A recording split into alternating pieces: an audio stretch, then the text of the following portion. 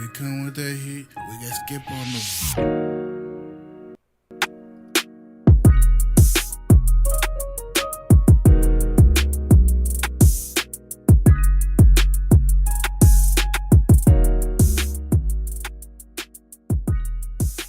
Ladies and gentlemen, we are live once again. UFC 325, locked and loaded. Very, very excited for this one.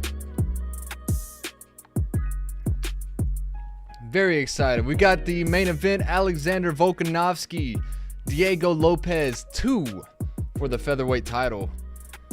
Ooh, let's get into that one here in just a minute. Co-main event tonight, Dan Hooker, Benoit, St. Denis, lightweight co-main event. That'll be a banger. Be a banger. We got a couple bangers on the card tonight. The featured bout on the main card, Rafael Fiziev, Mauricio Ruffy in the lightweight division. And then heavyweight right after this opener in the main card. Heavyweight bout, Tuivasa, Tallison, Teixeira. And we'll get started here in just a minute with the opener. Quillan, Salkilld, and Jamie Mullarkey in the lightweight division. Now the main event tonight, Alexander Volkanovski, Diego Lopes. We've seen it. That was Volk's last fight back in April. Diego had another fight against Jean Silva. I think that was in November, if I'm not wrong. If I'm correct. Did I write that one down? September. I was close. One of the embers. What's up, big bro? Appreciate you joining the chat, my friend. Doing good. How's everybody tonight? How is everybody? Are we excited? Is this just we had the big card last week, we're not that excited about this one? I'll tell you what, I may be more excited for this one. Looking back on last week, a lot of commercials, we all know, with the no more pay-per-views and the monthly subscription. Paramount's gonna have to make up their money somewhere, and I think ad revenue is the spot for that. So going forward, back-to-back numbered events. Let's see, I need to scoot my chat over just a little bit. Need these fights to wake me up. Oh, come on, it's 8 o'clock in Nashville. It's 8 o'clock. We got a long night ahead of us. To be honest, it's a weak card. I mean, I don't agree. Respectfully, I don't agree. I think the main event's going to be a banger. I mean, we got Dan Hooker, BSD, Rafael Fiziev, Mauricio Ruffy. We got a heavyweight bout on the card, Tai Tuivasa, who we hadn't seen since August 2024. He is on a 5-fight losing streak. Tallison Teixeira is no joke. The 15th ranked heavyweight contender. He was undefeated before that very quick loss to Derek Lewis back in July. But going forward, I mean, we're just going to have to see what happens, I guess. Maybe it does end up being a weak card. I just don't see that happening. Quillan Salkilld coming up against Jamie Mullarkey. Salkilld is probably the top prospect coming out of Australia, as Mullarkey makes his way to the ring, or excuse me, the octagon. Ladies and gentlemen, I was raised on WWE. That's gonna happen in these live streams and UFC videos that we make. I'm gonna call it the ring on accident. Please don't hold that against me. Mullarkey making his way to the octagon, and he's been a professional since 2013. Been in the UFC since 2019, 6-6 in the UFC. He's been around the block once or twice. He's fought some big contenders, I guess you could say. He is not ranked at the moment. Not sure if he's ever been in the top 15. What do I think about Gutierrez? That was last week, right? It looked like, if I'm remembering correctly, I'm not super confident with a bunch of guys in UFC just yet, but if I remember correctly, he is 23 years old. If I'm thinking about the right guy, I could be thinking about the wrong guy, but he came out looking strong last week and looked like he was going to get the finish in round 1. And just kind of as the fight went on, he's not used to going into round 2, into round 3, and ended up. I mean, he got the job done. He won by decision, but I felt like I was expecting there to be a knockout. I was expecting there to be something that was a highlight, and it just never really came. Can't remember exactly who he was fighting last week, but that was in the prelims. But going forward tonight, we're seeing some walkouts. We're seeing some walkouts right now. We're not in a commercial break, which is good. It is good. Last week, I think the main card opener was Gene Silva and Arnold Allen. And if I remember correctly, we didn't get to see those walkouts. So I know there was a lot of backlash online for, the UFC and Paramount showing all these commercial breaks with the walkouts, with the corner time. So off to a good start. No commercials during the walkout. So I'm hoping that they got the idea from the UFC faithful. How old am I? Let me think. I'm 27. I'm about to be 28 here in a couple weeks. But I've only gotten into UFC pretty heavy within the last year. But back into 2024, I watched a few cards. I think UFC 300. That was the Max Holloway knockout. I want to say there was maybe UFC 303 or something where Yuri. I'm a big Yuri Prochazka guy, and I had to tune in for that when he was taking on Poatan, and obviously that's like Poatan is Yuri's kryptonite in the UFC. But Quillan Salkilld now into the octagon. He is on a 10-fight win streak, lost his professional debut, hasn't lost since. He's 3-0 in the UFC, Dana White Contender Series winner in 2024. In his 3 fights, he's got 2 round 1 knockouts, 1 unanimous decision win. The last fight was back in October, a round 1 knockout over Nasrat Haqparast. He's got very good striking. His kicks are on par with the best of them, and the wrestling matches the striking that Salkilld has. But he's got it all. Like I said, minus 1,100 on the money line. Let's go ahead and pull up our graphics real quick. Yeah, minus 1,100, what I wrote down. It might have changed a little bit over the week, but that was a couple of days ago when I made these. So a heavy favorite. It's showing now on the screen, minus 1,200. Not that much of a difference. 10-1 in his career. 18-8 is Jamie Mullarkey. Both the same height. Salkilld does have a 1-inch reach advantage, and he is 26. Mullarkey 31 years old. So Bruce Buffer now on the mic saying, "We are live." He's tuned in. He knows Million Dollar Minds, Million Dollar Radio, Mdmma. We are live. Pretty sure that's what he was referring to. Danil Donchenko, not exactly sure who that is. I'm going to be honest. I can't. Let me see.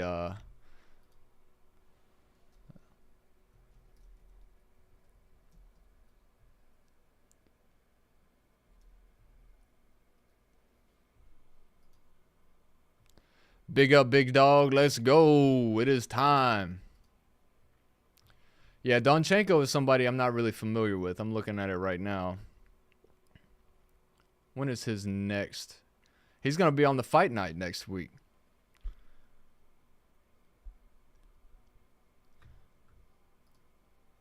All right, let's get into this. We're live. Mullarkey getting introduced right now. He's looking mean. He's mean mugging. Salkilld looks cool, calm, and collected. He looks confident. Let's go, boys.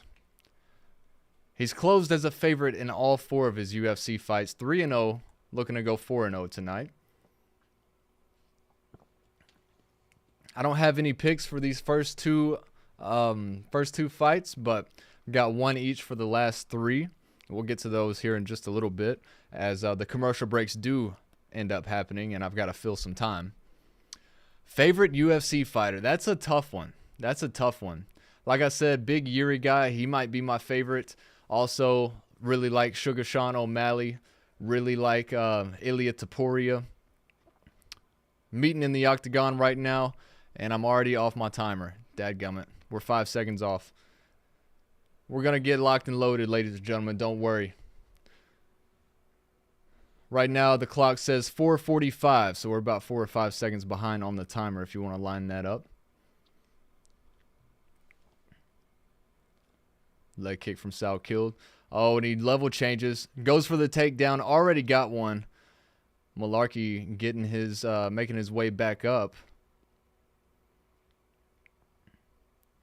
Salkild's got him on the back. Works him way back down. Mat return. Now they're up against the cage. Oh, nice strike with the right. In the clinch off the cage, Mullarkey changes positions. He's got Salkilld up against the cage. Knee to the leg from Mullarkey.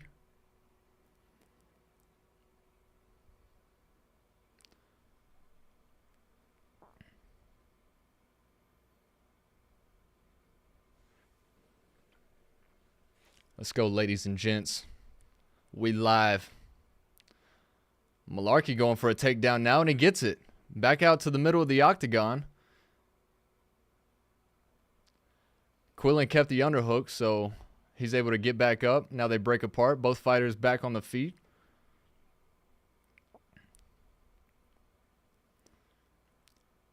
.330 on the clock here in round one. Salkilld keeping the distance for the time being. Nice jab. Leg kick from Salkilld. Mullarkey closing distance. Salkilld goes for the single leg. Doesn't get it. Clinch. Now Salkilld back up against the cage. Mullarkey on him.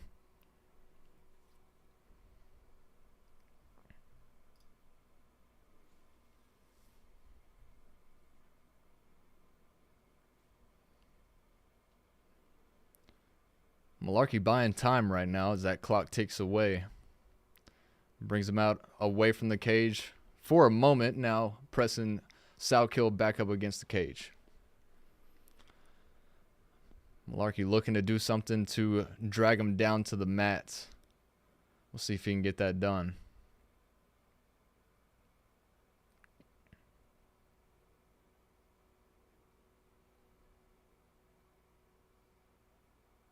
Salkilld with a trip, and he takes him down. Wow.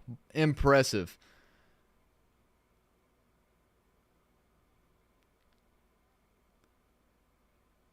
Oh, now he's got his arm around the neck. Can he get the choke in? Is he locked in?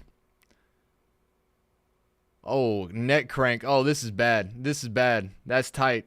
He's done. Tap already. Tap already. Salkilld. Wow. I said Mullarkey was buying some time. Wow. The script flipped very, very quickly on that one. Salkilld up on top of the cage right now. Jeez. He's the real deal, ladies and gents. Give him a contender. Give him a fight to bring him into the top 15. We need to see it. We need to see it. Let's look at the rankings real quick and see who we can pair Salkilld up with. No damage. He's going to be ready to go. Put him on the fight night next week, actually. Let's just go ahead and keep it going. Keep that momentum going for Salkilld. We need to get him some competition. We see Mauricio Ruffy at number 14. We'll see him later tonight. Michael Chandler, number 12. That'd be exciting. That'd be exciting. Faris Ziam. I don't know. Manuel Torres, maybe.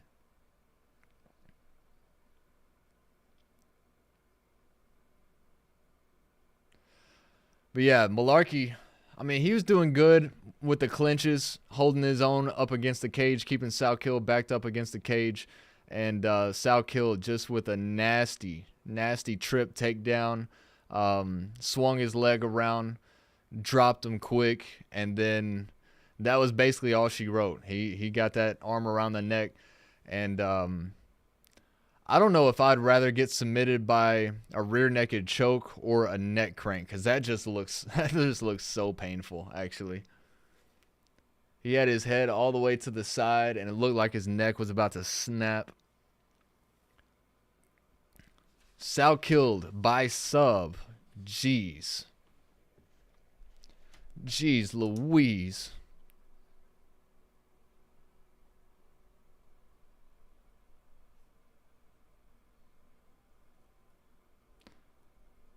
Apparently it's officially going to be titled a rear naked choke.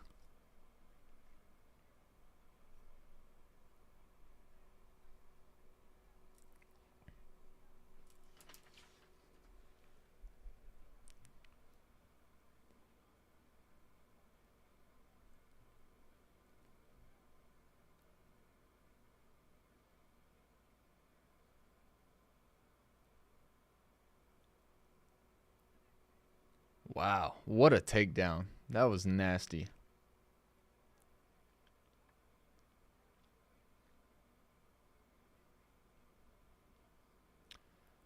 Jeez, I mean, he had to tap. There was no way he was getting out of that.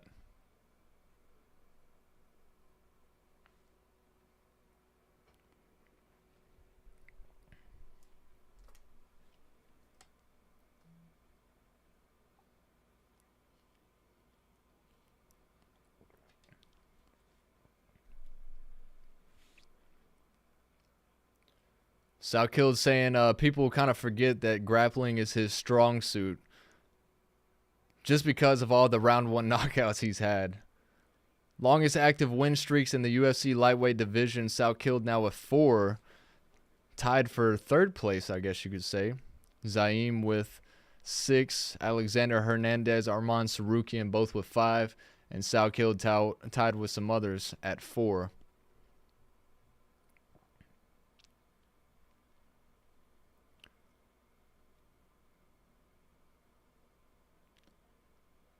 Well, ladies and gentlemen, we are already looking forward to the second fight. This is a little bit different than we saw last week because of the all the fights that went to the decision in the main card. I'm going to start asking you some questions, my friend. What did you think last week with all the decisions? Paddy losing to Justin Gaethje, O'Malley over Yadong. What did you think about that opening Paramount card? The first numbered event that's not a pay-per-view, at least in recent memory.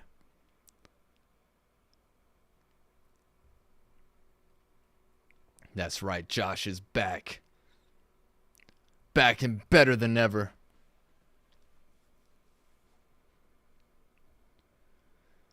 All right, so Salkilld gets the round 1 submission victory. Now we look forward to the heavyweights. Another fight that could very easily be done in 1 round. We've got Tuivasa, Tallison, Teixeira coming up. Teixeira minus 330 on the money line. Tuivasa plus 240. Now, Teixeira, young, impressive. 8-1, was undefeated before that round 1 TKO loss to Derek Lewis back in Nashville last July. He is 6 years younger than Tai Tuivasa. Tuivasa, a legend, but he is on a 5-fight losing streak. Last fight was a split decision loss to Rosenstruck back in August 2024. But other than that, I mean, you look at that losing streak, he's losing to guys like Cyril Gahn, Sergey Pavlovich, Alexander Volkov. I mean, it's tough to necessarily blame him for losing to those types of guys. But 15-8 for Tai Tuivasa. With those 15 wins, he has 14 knockouts, only 1 decision. But the height and reach advantage will be in Tallison Teixeira's favor tonight. He stands at 6'7". That's a 5-inch height advantage. 83-inch reach. That is an 8-inch difference. Josh says, I love last week's cards. The decisions, I think, went the right way for sure. Paddy looked unsure of himself, or even could have been too determined to throw hands. I agree with that. I think he was too fixated on trying to knock out the highlight Justin Gaethje, and we didn't see any type of takedowns or anything from Paddy up until, I think, not until round 4. Like, he didn't even try for any takedowns until then, and just something that I feel like Paddy should have tried. I mean, obviously we know Paddy's got a chin. He showed it last week for sure. Obviously we know that he can strike with the best of them. Although his striking defense needs to not rely on his chin as much. He needs to be able to defend himself. So we'll see what he's going to need some time off. I mean, I don't know if y'all saw the Instagram post from his girlfriend a couple days after the fight. It was nasty. He looked gross. He's new to the big stage. Everyone wants to be Conor McGregor. Yep. Yeah. I don't think Paddy's going to lose in that fashion again. And honestly, I'm kind of glad in a way that he did lose. Obviously, with the build up that we could have going forward with Paddy and Ilia Topuria, two guys with bad blood. You talk about wanting to be Conor McGregor. You need a rivalry like that where you can talk some shit back and forth and get the excitement going, get those press conferences heated again. But I feel like if he were to be facing Ilia Topuria in his next fight, it would be bad. It would be bad. And if he were to take the same approach to Ilia that he took to Justin Gaethje, let's say he did beat Gaethje and now he's got confidence going forward that he can fight like that. No, it would not end up well for Paddy at all. So we are into the first commercial break of the main card. But like I said, I do have 3 picks tonight. I guess today if you're an Australian tuning in. The first pick I have will be Rafael Fiziev and Mauricio Ruffy. I've got it going the distance. These are two guys that it's going to be hard for either one to finish the other. But, I mean, we'll see. It's probably going to be a pretty bloody fight. But I do think just because it's 3 rounds and 3 rounds only, I've got to go in the distance. Second play of the night will be Dan Hooker and Benoit Saint Denis fight to start round 3. I kind of wanted to say it would go the distance, but another couple guys that it's going to be hard to finish, and unless one or the other gets cut up real bad and, the doctor comes in or something, which we did see in a BSD fight not too long ago, I think, at least hopefully, it will start round 3. And so that'll be my second play. And then in the main event tonight, I mean, how could you not? Let me know what y'all think. But how could you not think Diego Lopes isn't going to win tonight? I've got Diego Lopes money line. And I am a fan of Diego Lopes. He's very fun to watch, and he's even more fun to root for. He seems like a good guy. No bad blood in those two competitors tonight that we'll see in the main event. Alexander Volkanovski, legend, one of the GOATs in the featherweight division, if not the GOAT. And Diego Lopes just in that first fight with Volk, he just looked too timid. He looked very hesitant, especially early. But then he started opening the hands up a little bit and got a knockdown at the end of round 2. And I think Volk was kind of saved by the bell at that point.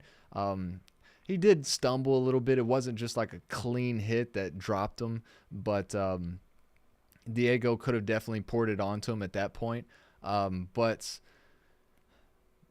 again, it kind of got back to the point where him being in the octagon with a guy like Volk, kind of the aura got to him. You know what I'm saying? And I just don't think that he's going to be timid or hesitant tonight. I think with that being his first championship fight, with that being his first time to go 5 rounds in the UFC, He showed that he can do that. He also showed that I don't think Volk can knock him out. And Diego definitely has that power where he can chin Volk and knock him down at least and maybe get a TKO, ground and pound type victory. Only reason Volk wins is because of the home crowd. I could see that. I definitely could. And I also see this kind of being like a legend going out on his shield at home. You know what I'm saying?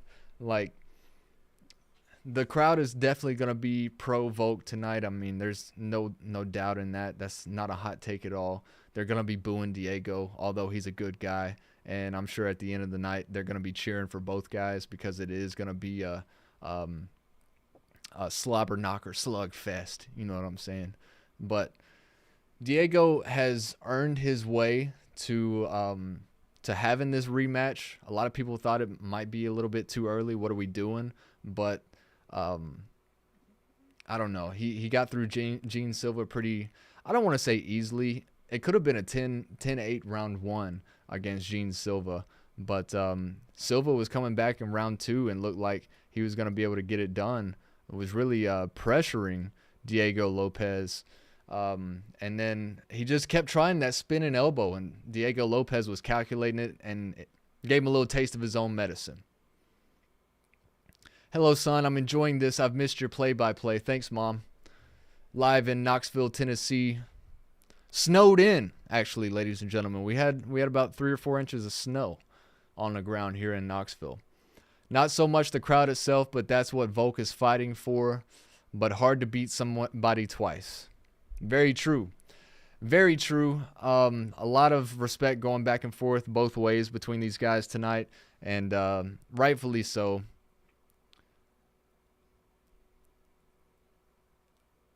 Mama Sky. Yep, that's my mom.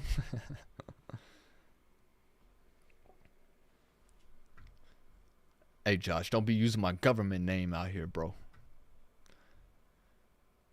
We got Tallison Teixeira making his way to the octagon, 26 years old, 8-1, undefeated before that round 1 TKO loss to Derek Lewis back in July in Nashville. In his 8 victories, he's got 7 knockouts, 1 submission, stands at 6'7" with an 83-inch reach. That's a 5-inch height advantage, 8-inch reach advantage. He is an orthodox fighter, minus 330 on the money line tonight.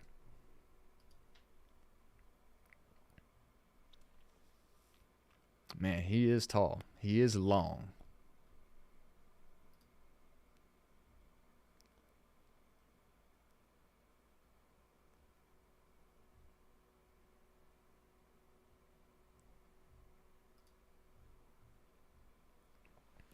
Yeah, we're big Skip fans out here. See what she did, Josh? She didn't give everybody my government name. Sky, come on. What are we doing? I've got alter egos out here. I've got people coming for my head. Tuivasa, Bam Bam, getting some love from the crowd. The Aussie out here tonight. Mama Skip, yep, that's better.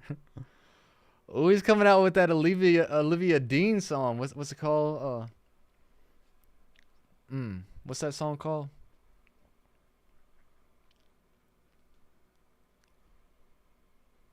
Interesting song choice, but I like it. Y'all know what song I'm talking about.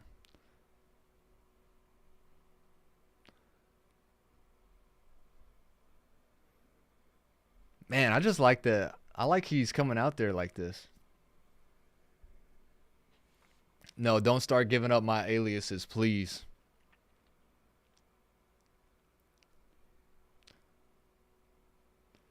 I want it wonderful. This is one of those songs that as a man you gotta act like you don't like it. You gotta make sure you look manly and stuff. And then when people aren't looking, you kind of just, you know what I'm saying? You kind of let it out a little bit. EB's in the chat. Let's go, EB from Sweden. He's back. He's back. Let's go, EB. You just got me so hyped. I was waiting on you, buddy. I'm glad to see you're back. What's up, man? EB's coming in from Sweden 2 weeks in a row. Somebody FaceTiming me while I'm live. What are they doing?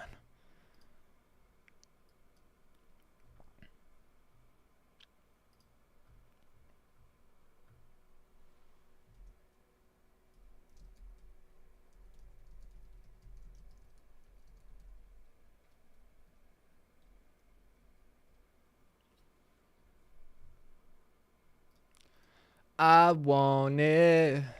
All right. Tai Tuivasa, 5-fight losing streak, 32 years old. That is 6 years older than his opponent tonight. 5-fight losing streak. Last fight was in August of 2024, a split decision loss. He's also got losses to Cyril Gane, Sergey Pavlovich, Alexander Volkov. In his 15-8 record, he's got 14 knockouts, 1 decision victory, 6'2", 75-inch reach advantage. He is a southpaw stance fighter, and this is a heavyweight bout on the main card tonight. 5-inch height advantage for Teixeira, 8-inch reach advantage. He's long. He's dangerous. We'll see what happens. He can get caught. He can get caught. Olivia Dean sings that song, and I know where this is going. Let's keep it that way. All right, ladies and gents, Bruce Buffer back on the mic. Let's get this one going. I'm tired of filling time here. How we feel about this one? Tallison, Teixeira, Tai Tuivasa. Who's getting it done, folks? Who's getting it done? 8 people watching right now. I'm getting nervous.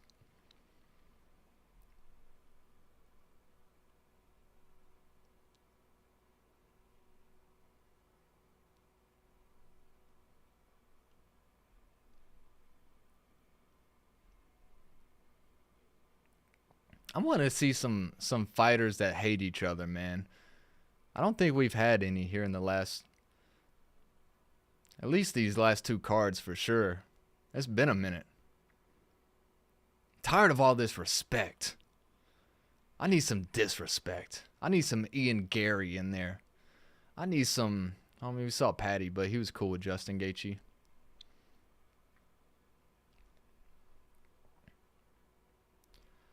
Bam, bam. Ladies and gentlemen, if you would like to follow along, we are obviously on Paramount Plus. I'm bringing up the timer. I'm locked and loaded on the timer right now. We're gonna be good to go.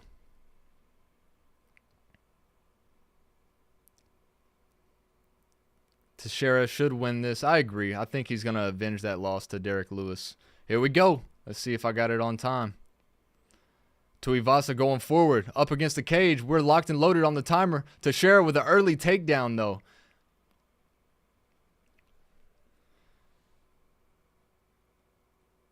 Ground and pound going for Teixeira. Is this going to be an early exit for Tuivasa? Can he get back up? He's getting beaten down. Left hands to the face. Man, I got the timer perfect right now. Let's go. Ooh, elbow. 12-6 elbow, then the side of the dome right there. Teixeira still on top. He's got his back. Tuivasa's building his base. He's trying to work himself back up. It's going to be a long round 1. It's going to be a long round 1 on the ground for Tuivasa if he can't get back up.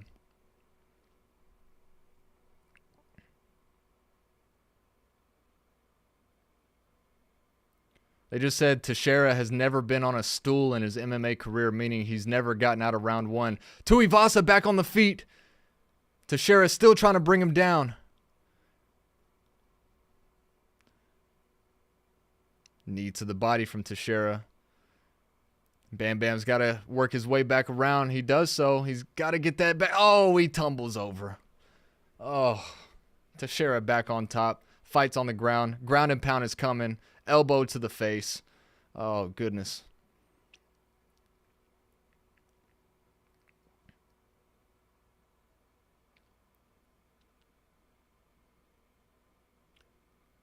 Tuivasa is very calm, cool, calm, and collected right now. He's waiting for Teixeira to make a mistake where he can escape back up.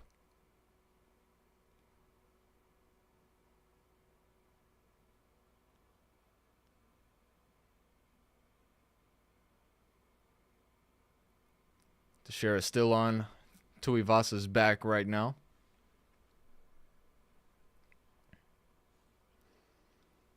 Bam Bam got the crowd behind him.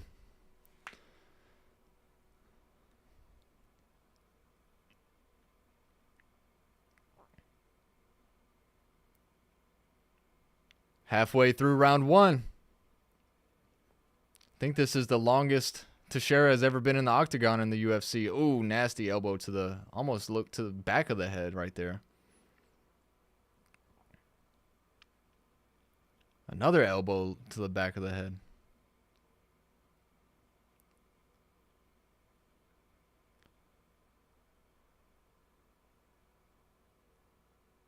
Crowd booing. They don't like that Teixeira. Oh, he might go for the choke. Nope, he breaks out. Now he's got some punches coming in.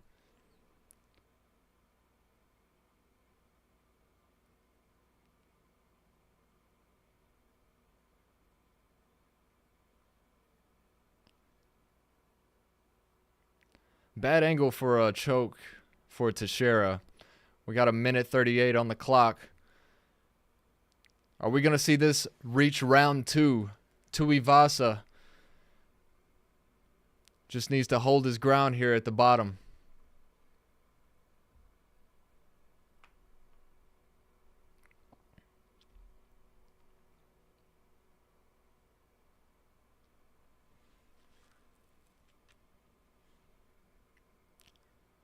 More right hands coming in for Teixeira. Just over 60 seconds to go.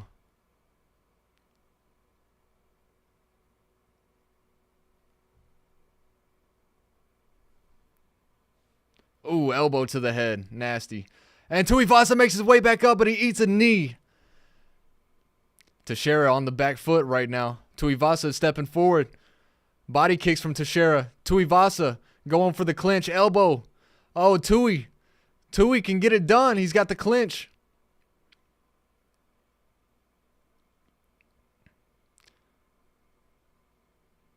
We got 30 seconds to go in round one. It's an obvious 10-9 for Teixeira at the moment.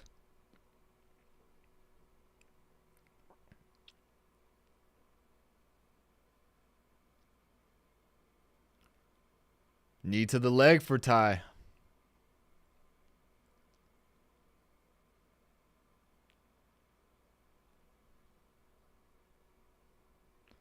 Let's go. Let's go. Didn't get it done. Teixeira is about to sit on the bench in the corner for the first time in his UFC career. That's crazy.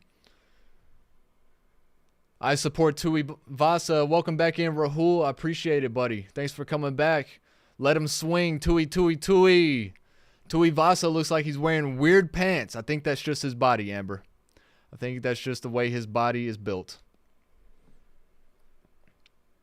Let's go. We're going into round two. Tai Tuivasa has nothing to lose. That's why we keep seeing him press forward so heavy.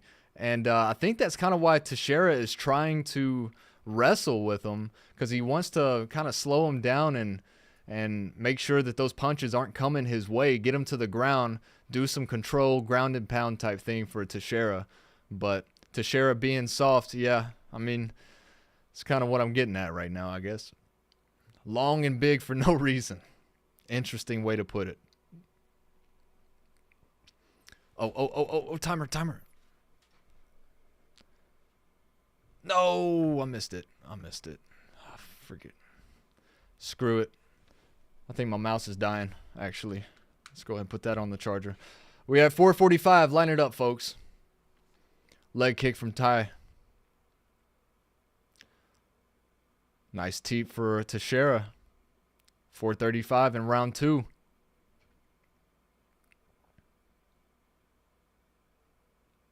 Ooh, head kick from Teixeira. It looked like it hit just a little bit. Ty ducks under a kick or a punch, but he takes a knee to the face. Both fighters back in the middle of the octagon. Feint from Tai. Ooh. Swing and a miss with a spinning elbow from Teixeira. Nice duck out of the way from Tai. Body. Headshot. Tuivasa trying to win this round. He's trying to put some strikes together. Body kick from Teixeira.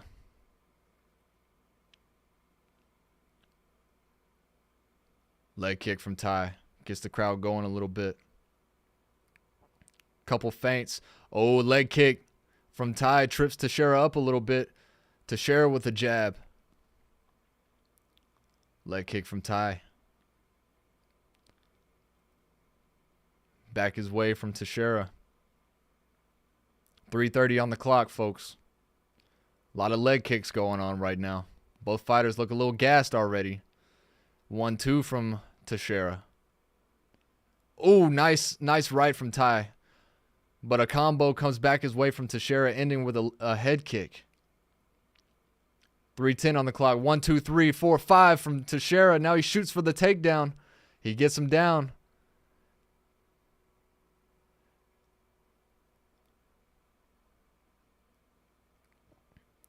Teixeira gets a takedown, but he was piecing him up a little bit. I feel like if he would have stayed on his feet, kept the strikes going, we might be out of this fight right now. Tai was getting wobbled, and now he's going to be able to stand back up. Body shot from Tai up top. And now Tai back in bottom position, takes an elbow to the face. That was a nasty combo, wasn't it?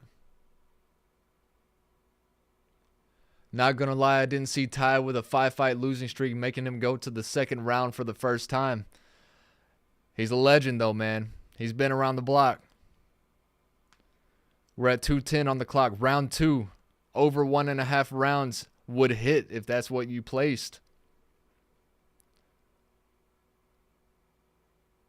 I would have thought we'd already be out of this one. Tuivasa gave up his back right there. Couldn't take any more ground and pound, though.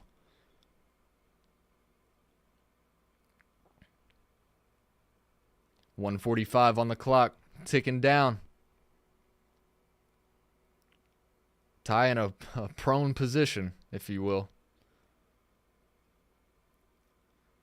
Left hand going to work from Tallison Teixeira. More punches. More punches. I don't think they're doing any damage, though. Tai covers up a little bit. Maybe they are.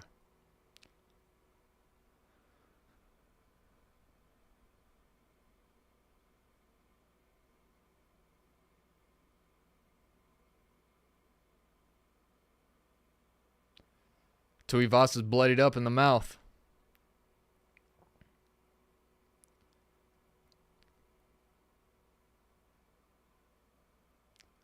Teixeira flattens out.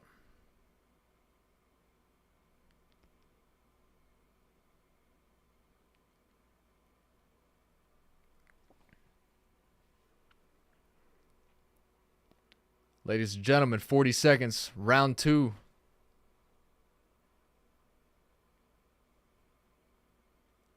Looks like we're about to go into round 3, folks.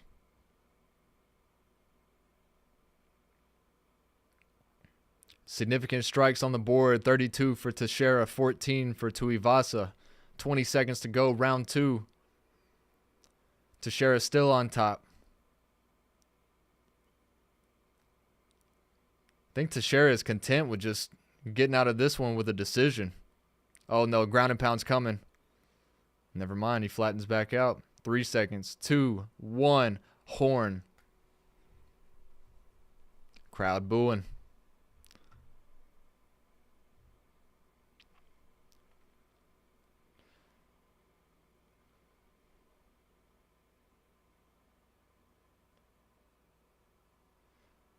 Tai's corner telling him to sit down, but I don't think he wants to. Tai is so gassed. He is. I don't think he was expecting to go to round 3 either. I'd like to see if Teixeira is gassed. I'm sure he's breathing kind of heavy too. Oh, nasty right hand from Teixeira on these replays. Right in the forehead, in between the eyes. Followed up with a left hook. That's that combo, Josh. That's that combo right there. And I'm telling you, if he didn't go for the takedown right there, I feel like he would have been able to finish the fight already. All right, timer's on. Timer's going to be on this time, I promise.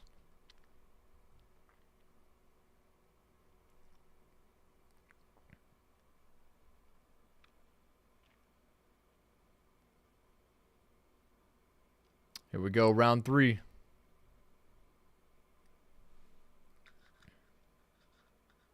If I'm off this time, it's the cameraman's fault. We're about a second and a half off on the timer. Body shot from Tai. Tallison comes back with a combo. Body kick from Teixeira. Another one.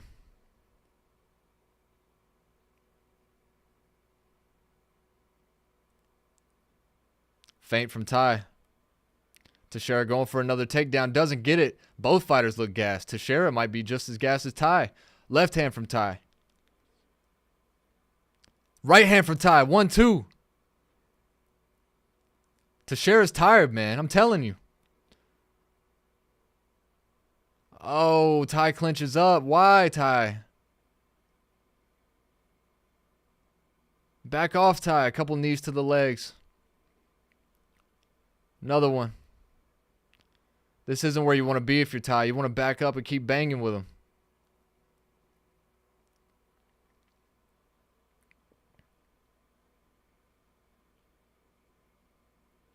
Tai just pressing Teixeira up against the cage. No reason to go down. It was so nasty. I agree. Talking about that combo from Teixeira in round 2.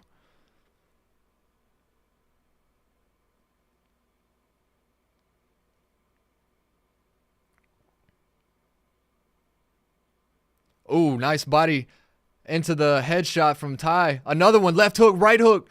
He's got him. Another one. I smell a finish, ladies and gentlemen. 3 minutes on the clock. Let's go, Tai. Teixeira can't hang with him. This is where Tai's got to get it done. Oh, no. 1-2 from Teixeira back his way. Both fighters so gassed right now. Nice left hook from Tai. Oh, another one. Another one from Tai. Can he get it done? Teixeira going for a lockup. No. Get off of there, Tai. Get out of the clinch, Tai. Bam Bam's so gassed. Teixeira's so gassed. Get out of this losing streak, Tai. Get it done. 2:25 on the clock. Tai's getting a little bit of breather. Knee to the body from Teixeira. 2:15 to go.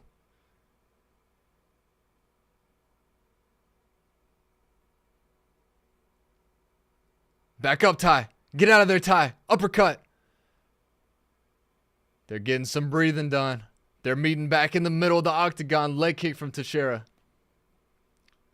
Both fighters with their hands on their hips. They're just taking a moment. Tai's pretty bloodied up. Another clinch from Tuivasa. Come on now.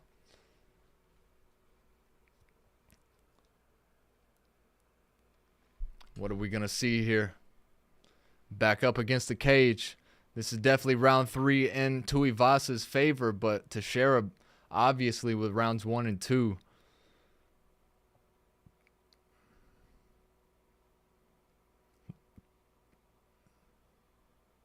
Nice. 1-2.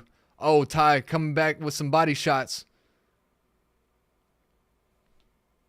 1:15.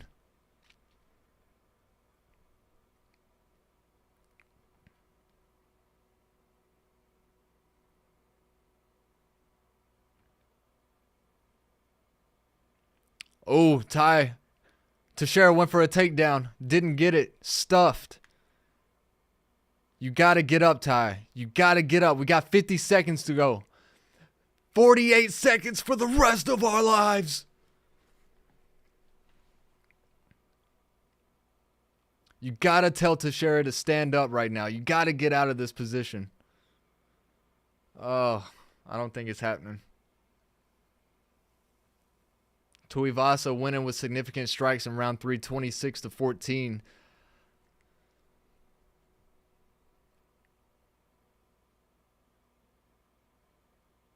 Body shots coming in from Ty. A little too late. You got to stand back up. And he does. He does. He's got his back. Can he get it done? 8 seconds to go. No, it's not going to happen. Oh, they're so gassed. That's it. That's it. What a fight, man. Who saw this going all 3 rounds? What were the odds to go the distance? Somebody tell me. Somebody please tell me you got it. Funny ending, not gonna lie. It's pretty amusing. Both fighters just sitting against the cage right beside each other. I don't think I've ever seen that. Very interesting. Very interesting. I think it's safe to say that that was gonna be a unanimous decision victory from Teixeira.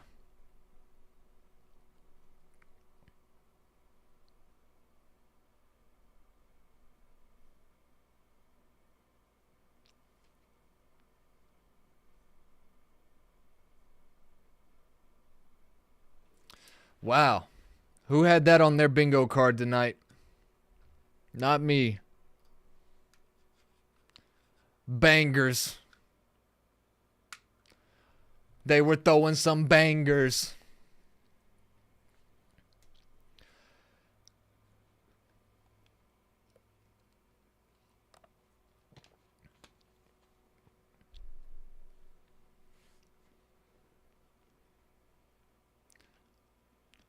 We got Kyle in the chat. Who we got next fight? Jokes. We already know it.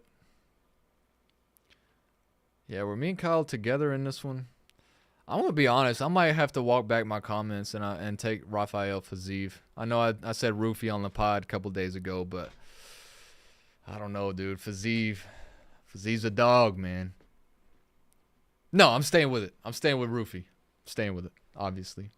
Official decision coming in from the one and only Bruce Buffer.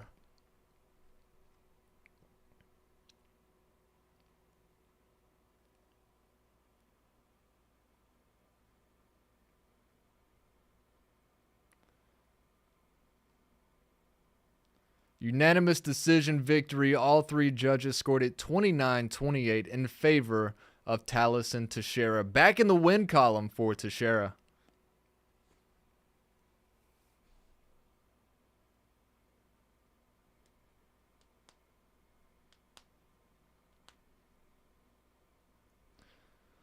Man.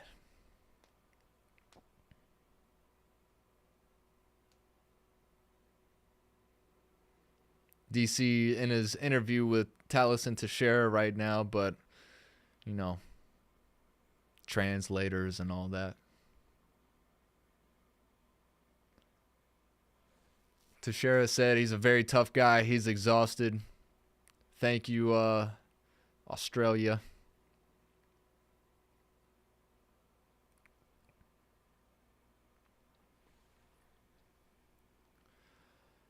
Tai Tuivasa drops to now 6 fights losing streak. And would you say this is it for Bam Bam? Oh, man, what a right hook. Right to the dome. Left.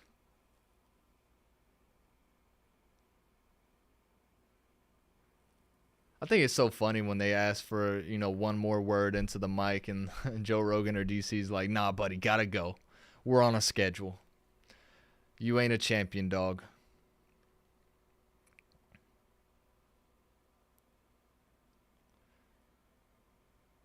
Man, he's exhausted. You can tell. Clear win for him, but I don't know how he'll do against higher competition. His cardio got exposed, but it is the heavyweight division after all. Yeah, not a whole lot of cardio in the heavyweight division unless you're talking about Tom Aspinall and, you know, the people up top. Derek Lewis, we saw, doesn't have any cardio. Waldo Cortez. See, there I go again. I don't know what the order of his name is. I can never get it. Ladies and gentlemen, we've got 10 concurrent viewers right now. Appreciate it. Let's go. We're just getting started. We're 2 fights in. We saw a round 1 submission win from Quillan Salkilld, a top prospect out of Australia, as this is in Sydney. Round 1, rear naked choke over Jamie Mullarkey. And then Tallison Teixeira, unanimous decision over Tuivasa.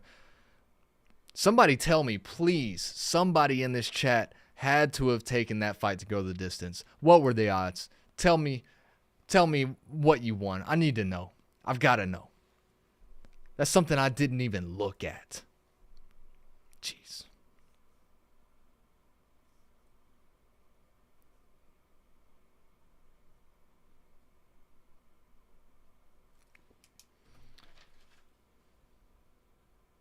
Bam Bam was just eating hits like crazy. He was. He was. Ladies and gentlemen, we got 3 more fights. This one is already going so much faster than last week's. Last week felt like it took forever. Not that that's a bad thing. We went live for 3.5 hours. And I think we're up over 170 views total. This is what I'm in it for. I'm in it for the views. I'm selfish. I need more eyes.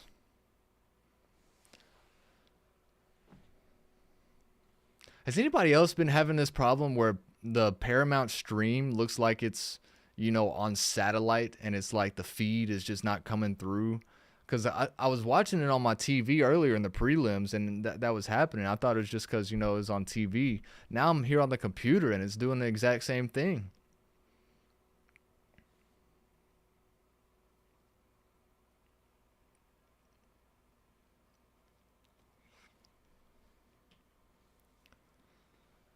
They're showing a promo right now. Max Holloway, the BMF champion, who will be taking on Charles Oliveira at UFC 326, March the 7th.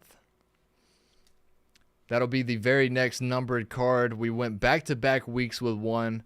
Now we're going to be 4 weeks or so without one. So I think, I don't know the exact schedule going forward, but they should be getting back to the once-a-month numbered event type schedule.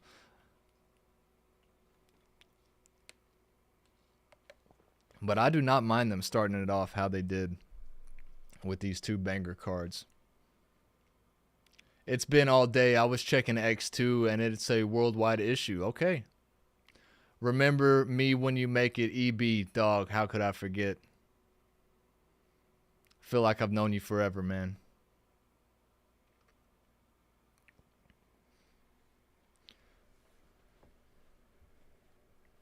We've got Sweden in the chat. I got to keep saying that because it sounds cool, man. We're worldwide. $1 Million Minds worldwide here. Max Holloway, Charles Oliveira, and the co-main event is to be determined. Who was it? Renato Moicano and Brian Ortega. That's right. I did see that news today that Brian Ortega had to back out due to an injury. It's some type of injury. Not sure what it is, but it does not require surgery, which is good. So we should be seeing him. He says he still wants to fight twice this year.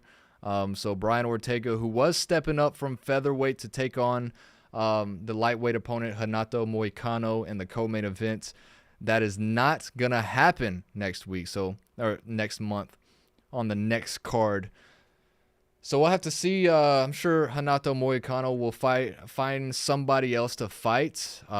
He is somebody that took on UFC 311. He took on Islam Makhachev after Arman Sarukian stepped out of the fight, backed out, 24 hours, 48 hours before he was set to take on the lightweight champion. And that's one of the reasons why, if I had to guess, that we're not seeing an Arman fight for the title. I saw something on Twitter, or excuse me, X, this week, that it was like ranking fighters with by how much Dana White likes the fighters, and it was like really likes, kind of likes, and then neutral, and Arman Sarukian was at the very bottom by himself in his own category. And I can see how that'd be the case.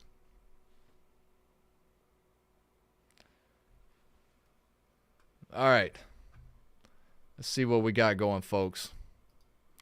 Tai Tuivasa loses to Tallison Teixeira by decision. Now we're looking forward to the next one. Rafael Fiziev, Mauricio Rufi. This one, I'm very, very undecided. In the pod, I said Mauricio Rufi. I've got it going the distance. That is my pick. Kyle had it not going the distance. That is his pick. So this is the one that we're against each other with. But I just feel like for either fighter to get the finish, I mean, it's going to be hard. These are two guys that just don't really get finished a whole lot. I mean, Rafael Fiziev took on Justin Gaethje twice. Both went to decision. Mauricio Rufi, if he gets finished, it's by submission. He's only lost twice. He was on a 7-fight win streak before. His last fight was a loss to Benoit St. Denis in September. That was by submission. 3-1. That's his only loss in the UFC. So he's got 11 knockouts, 1 decision. Fiziev has 8 knockouts, 1 submission, 4 decisions.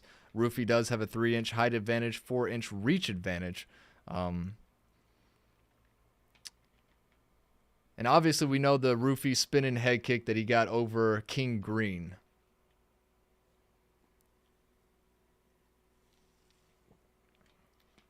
Josh says he's got Rufi if it goes a distance, but he's got Fiziev on the finish. Ladies and gentlemen, I just got to say, shout out to Paramount. Shout out to UFC. They listened. What more can we say? They listened. We're getting the walkouts. You can have the commercial breaks. You can have the commercials, the advertisements. Just give us the damn walkouts. They're doing it. Give us the corner times. They're doing it. Let's go. This is what I like to see. They put on a great card last week. The production value was pretty good. The one thing that everybody was talking shit about. Too many ads. And not even that it's too many ads. Just we only saw the walkouts for the co-main event and the main event last week. We only saw the corner time every now and then throughout the night. And then they gave us the corner time for those 2 fights again.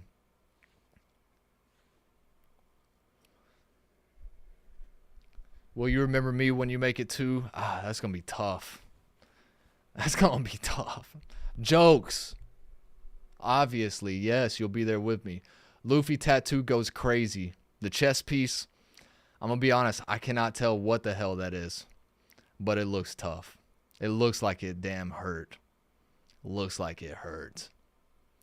Ads make the world go round. That's very true. It's very true. But you can, like I said, you can have the ads. You just, got to give us the walkouts. And that's what we're seeing this week. I really like it. Not going to lie, though. I'm getting a little peek at the crowd. Looks like there's still some empty seats out there. Now, this is probably, like 3 or 4 o'clock in the afternoon in Australia. Time is so crazy, dude. Time is a construct. Rufi is in the octagon. Fiziev now walking out.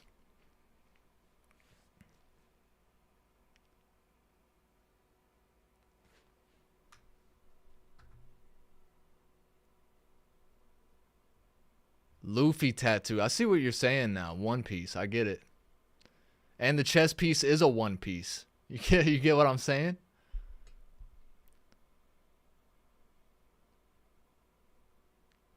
I pick Rufi. He has better reach and defense at range. Fiziev brings pressure and volume, but the knee is a real question. If it stays standing, Rufi likely finds a KO. All right, EB. I like that. Rufi is my pick, but I do have it going the distance. We'll see.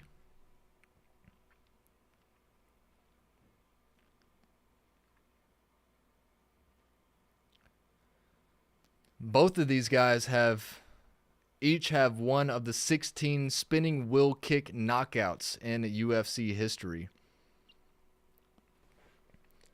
All right, let's get into the tell of the tape, ladies and gentlemen. Rafael Fiziev, Mauricio Rufi. Fiziev, 3 years older, 32 years old, 13-4 overall, 2-3 in his last 5. His last fight was a unanimous decision win over, Ignacio Bahamondes. He has 8 knockouts, 1 submission, 4 decisions. He stands at 5'8" with a 71-inch reach, and he is a switch stance fighter. He was on a 6-fight win streak in the UFC before 3 straight losses. 2 of those came to Justin Gaethje, 1 to Gamrot. He has a round 1 win over Moicano back in 2020 and a unanimous decision win over King Green in 2021. That is a common opponent between the two. And we saw in that fight with Ignacio Bahamondes that he's able to dodge and dip, duck, dive, dodge out of the way of these spinning head kicks that Bahamondes was throwing his way. But as for Mauricio Rufi, who had that spinning head kick victory over King Green, 29 years old, 12-2 overall, 7-fight win streak before a loss in his last fight to Benoit Saint Denis back in September. That was by submission. He is a Dana White Contender Series winner back in 2023, 3-1 since entering the UFC. Like I said, that spinning head kick to King Green and that common opponent with Fiziev, who won by decision. And against Benoit Saint Denis, he did struggle against takedowns.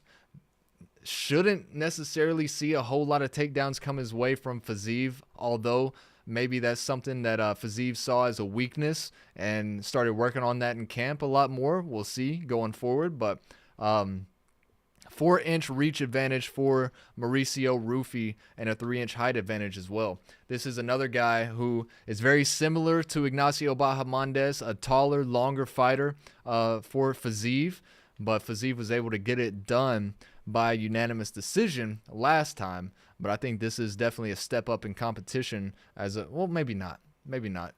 Bahamondes is pretty nasty with it too.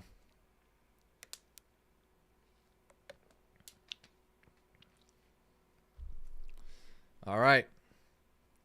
About to get it going, folks. About to get it going.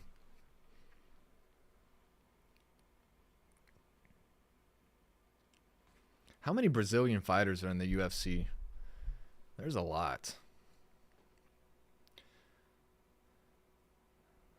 Mauricio Rufi, a slight pop from the Australian crowd as he says, I think he's been working with Volkanovski's camp and says that Australia is now his new home.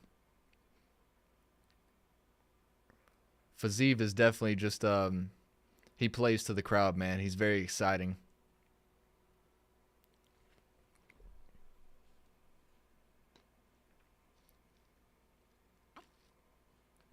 We've only got 2 more on the night after this one.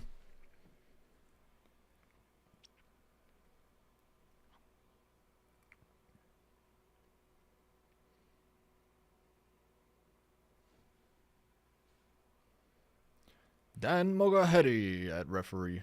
Movahedi.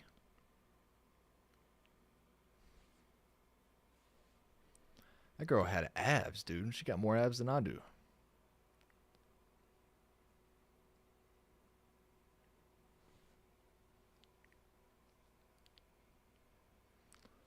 All right, let's go. Oh, timer. We're a couple seconds off. Oh, we're only 1 second off. Let's go. All right. Leg kick misses from Fiziev. We're getting going. Round 1. 3 scheduled rounds in this one. Rufi with that straight up stance, keeping some distance, dodges out of the way of a head kick. Dodges out of the way of a leg kick from Fiziev. Leg kick from Rufi. Both fighters standing orthodox right now. Fiziev is known to be a switch stance fighter.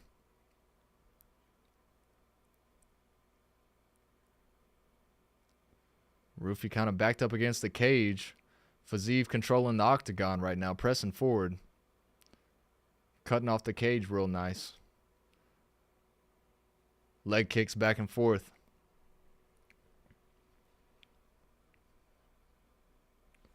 We're 60 seconds into round 1. Rufi kind of backed up against the cage again. Not a whole lot of range of action when you're backed up. Nice 1-2 from Fiziev, going for a takedown. They're clinched up. Ruffy gets out of it. Back in the middle now.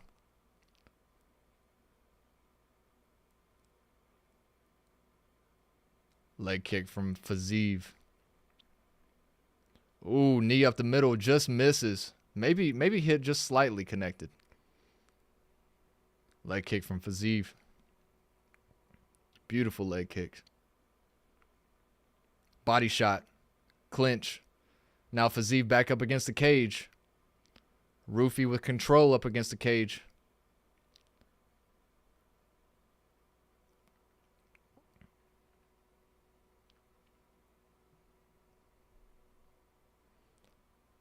Knee to the body from Featherweight. Calf is already red. I see it too. Ooh, that looks maybe a little bit more of the on a purple side. Body kick from Featherweight. Ooh, nice connection with the right from Luffy. I said Luffy, didn't I? Josh, you got me messed up.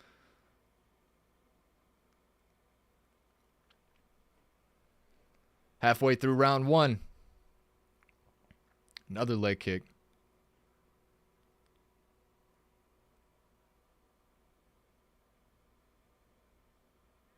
Featherweight switching it up, back to orthodox.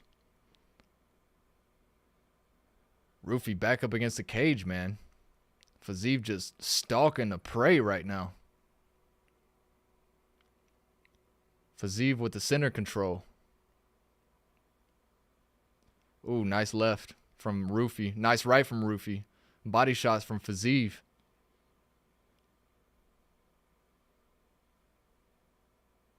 Body shots back and forth.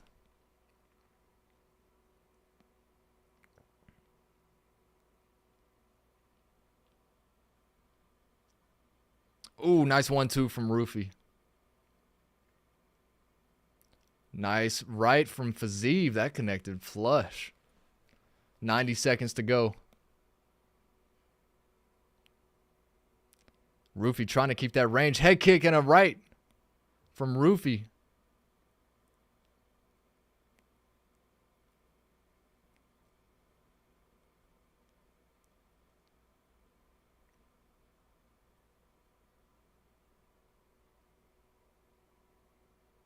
$60 seconds to go. Just about. Nice body kick from Featherweight.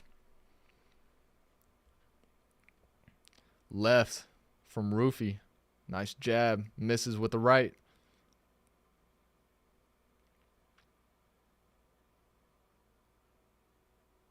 Oh, nice knee up the middle. Couple rights from Ruffy now. And a left. The jab is there from Ruffy tonight. Not really throwing a whole lot, though. He's kind of picking his moments. Picking his shots. Another jab. That came after a Featherweight body shot. Ooh, nice right. That one was powerful. Jab with the left from Ruffy. Body shot from Featherweight. Backs up a little bit from Ruffy. Nice left elbow. 15 on the clock. Ooh, uppercut. And a jab from Ruffy. Round 1 was all Featherweight, but now Ruffy in the last 90 seconds to 2 minutes definitely inflicted some damage. That's going to be tough to score, honestly. I think if you look at the total strikes, it'll probably go Featherweight's way, but there at the end, it looked like it was all Ruffy there at the end.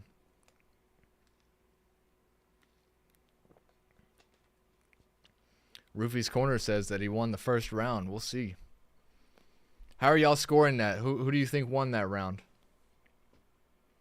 Nice body kick from Featherweight on this replay right here.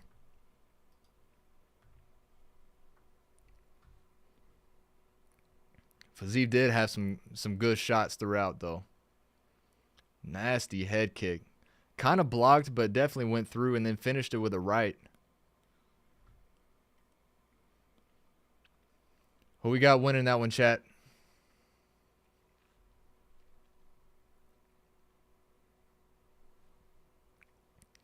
Round 1 in the books.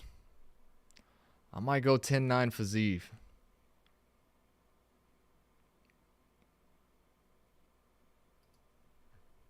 Round 2 underway.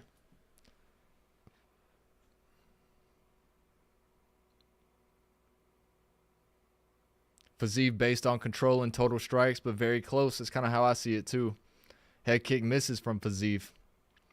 Nice jab from Ruffy. Fazeev did well in the beginning, but once Ruffy found his range, he started to take over. Yep. 10-9 Fazeev, says Josh. 30 seconds into round 2 now. Leg kick from Fazeev. Nice body kick. Fazeev he's got the kicks going tonight. He needs to stay on that lead leg from Ruffy.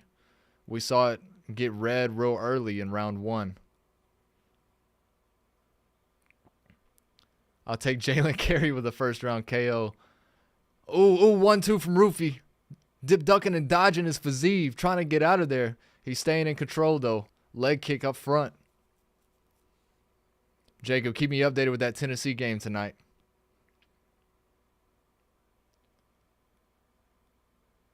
Interchanging jabs right there. Twitter's coming in saying Fazeev edges him out 10-9. Think we're all in agreement.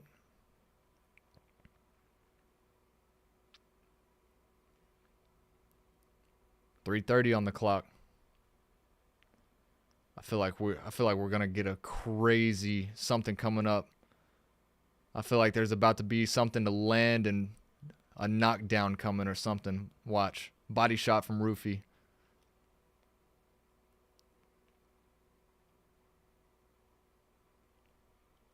Tennessee up 59-55. I like that. I think that line was 5.5 tonight against Auburn. 3 minutes on the clock, round 2. Ooh, couple jabs up the middle from Ruffy. Fazeev still controlling the center, though. It's tough for a guy with long range to stay out of the way whenever you're backed up against the cage. Nice right hand, though, from Ruffy.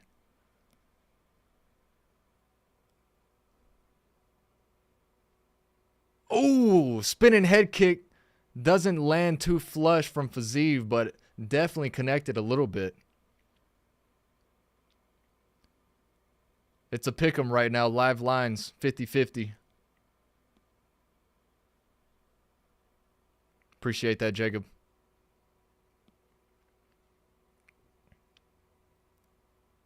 Body shot from Fazeev. More body shots coming in from Fazeev. He needs more combinations coming in. I picked Ruffy to win, but I'm kind of pulling for Fazeev. I'm not going to lie. Jab from Ruffy. Another one.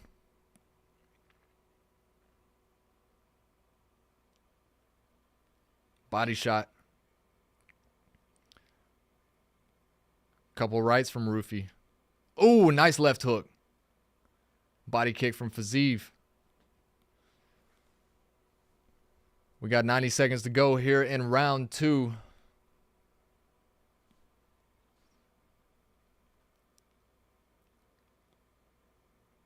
This is about the time that Ruffy took over in round 1.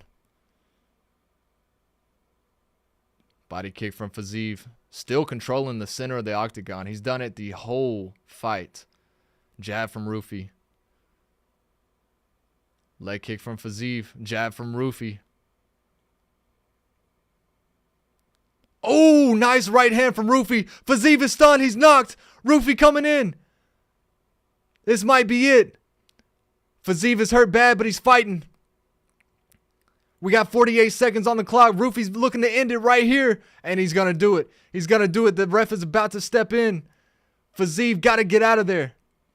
He stands back to his feet, but he's so messed up. Oh, this is it. This is it. And it's over. Ruffy with a round 2 TKO. Wow. Nasty right hand. Oh my goodness. Fazeev even had a little bit of time to recover and get out of there, and he was really trying to. But damn. EB called it. Appreciate that, Jacob. I did my hair tonight.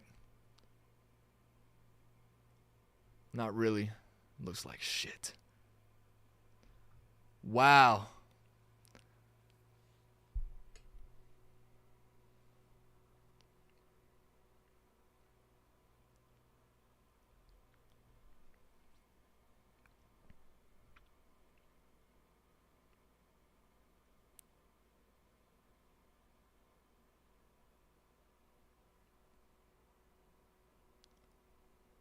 The referee had been looking to step in for about 20 to 30 seconds, and he finally did it.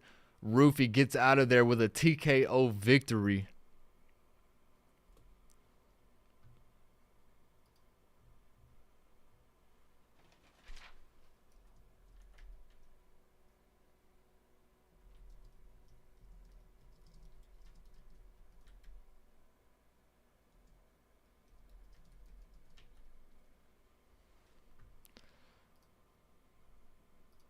Nasty from Fazeev.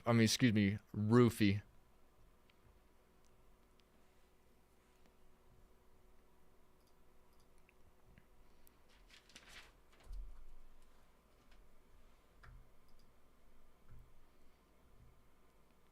Tried to refresh my stream to see if I was kind of behind a little bit, but it put me right back where I was. Wow. All right. I need to get my thoughts together. That was pretty insane. Round 2 TKO for Mauricio Ruffy, getting it done. I had it going the distance. Didn't happen.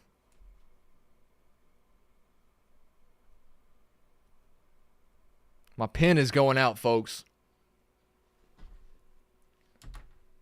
I need another black pen. Stat.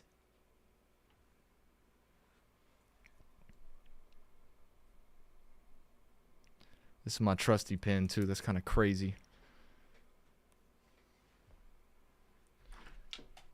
This is how you know I'm always prepared. I'm a true professional. I'm built for moments like these. Bruce Buffer coming in with the official decision. Oh, this pen about to hit like crack. I've been using that one for so long.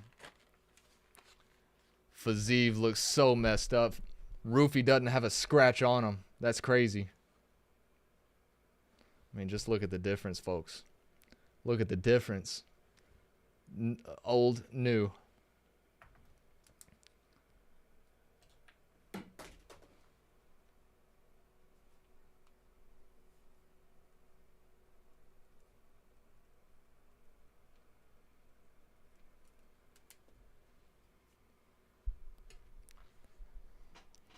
Ruffy earning some respect.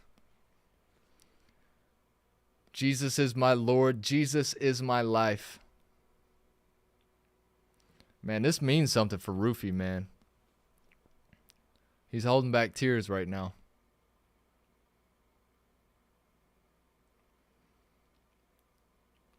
He's now advanced to 12 of 13 of his wins, all knockouts.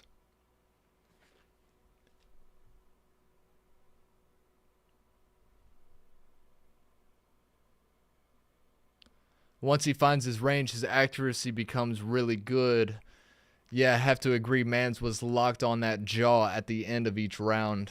I'm telling you, man, that round 1, even round 2 right there, obviously, about 90 seconds to go in each round, he was able to, like you said, find his range, accurate, and really took over in both of those rounds. Fazeev ended up probably about a 10-9 in round 1. Tough to say who would have won that round if it wasn't for this knockout right here, but nasty straight.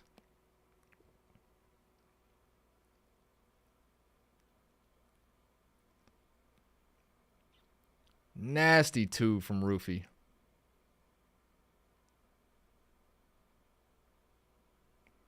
Fazeev knew it was over too.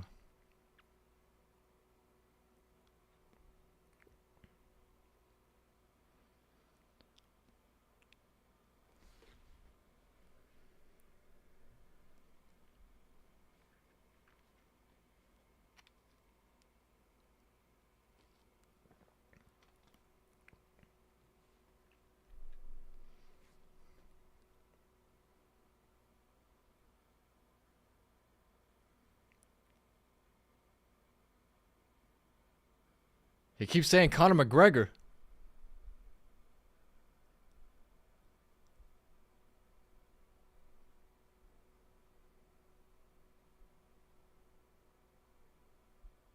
Gets the Australian crowd into it. He was calling out Paddy Pimblett. He was calling out Conor McGregor. Wow. Ruffy basically just said, put me on the White House card without saying it. He said, Dana White, Hunter Campbell, put me on the White House card. Give me Paddy Pimblett. Give me Conor McGregor. It'll be tough to see Conor McGregor make the lightweight. If Conor McGregor fights, you think he's lightweight or welterweight? That'd be a lot of weight for him to cut. Steve Erceg in the crowd. The flyweight champion Joshua Van in the crowd.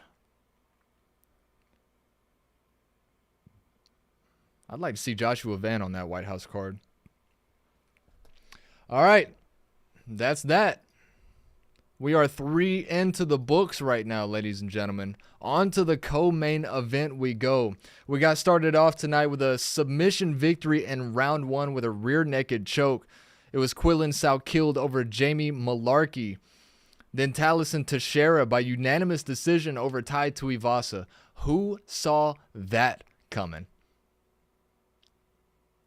Josh's stand-up. And then obviously Mauricio Ruffy with a knockout in round 2 over Rafael Fiziev. Nasty, nasty right hand that we just saw. We got Dan the Hangman Hooker coming up. We got Benoit Saint Denis coming up. And this could be the fight of the night, ladies and gentlemen. I've got that fight starting round 3. Man, I was really wanting this one to go the distance. Fiziev was in control the whole time, except for the last 90 seconds of round 1 and round 2. And that's all she wrote.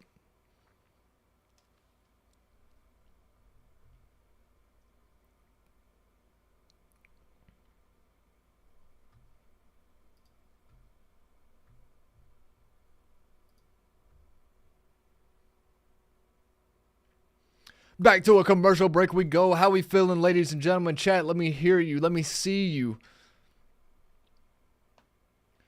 Who we got coming up? Dan Hooker, Benoit Saint Denis. Live from the Sydney.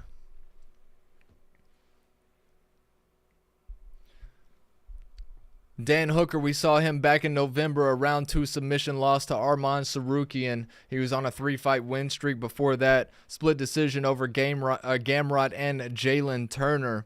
Benoit Saint Denis, last fight, round 1 knockout over Beneil Dariush in 16 seconds.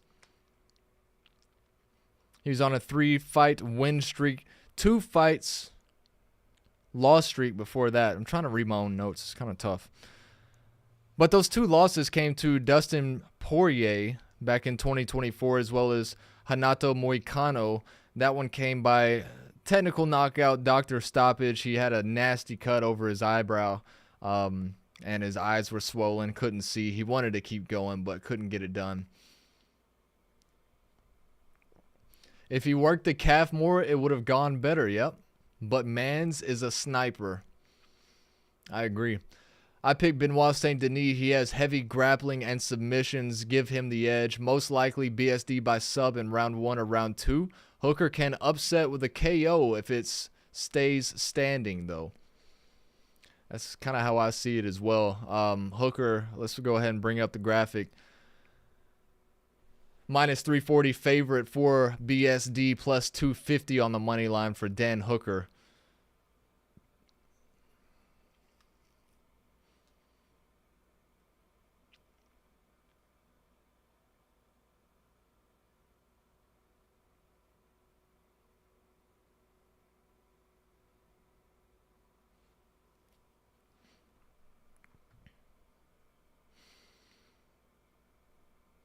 In the UFC 325 press conference, Dan Hooker said that he's going to war. It's no different for any of his fights. He's always going to war. BSD knows what he's in for. Hooker with 11 knockouts, BSD with 11 submission victories. Hooker has a 1-inch height advantage, 2-inch reach advantage. He is a switch stance fighter. Saint Denis southpaw. This will be the co-main event tonight in the lightweight division. This is going to be intense, ladies and gentlemen.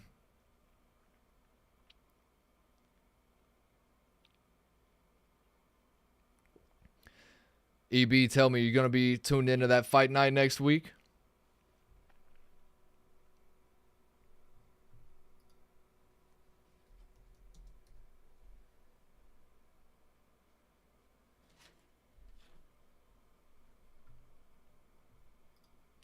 We got Mario Batista and Vinicius Oliveira in the main event next Saturday night.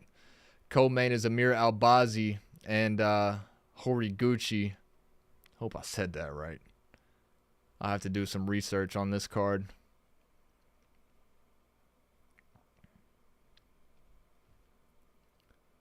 I think that guy left the chat that was asking me about all those fighters. I didn't know. I didn't know who they were, I'm going to be honest.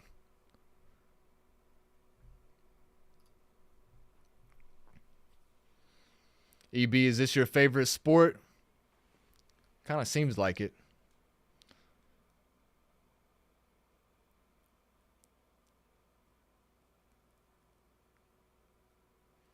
Man, Dan Hooker, they're showing his they're showing the promo right now, promo video. Dan Hooker's got some nasty knockouts.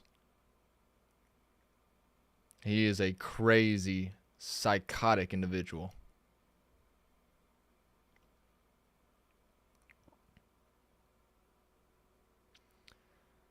The Frenchman coming out first, Benoit Saint Denis.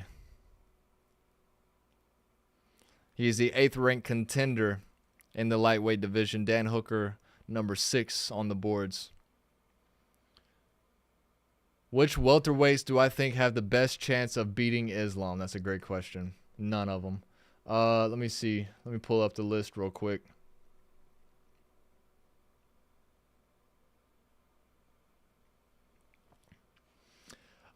News did come out that Shavkat Rakhmonov is not going to be able to fight anytime soon. He's been out since 2024 with a knee injury. And he had to have knee surgery again. He is undefeated. I'll tell you one that I want to see.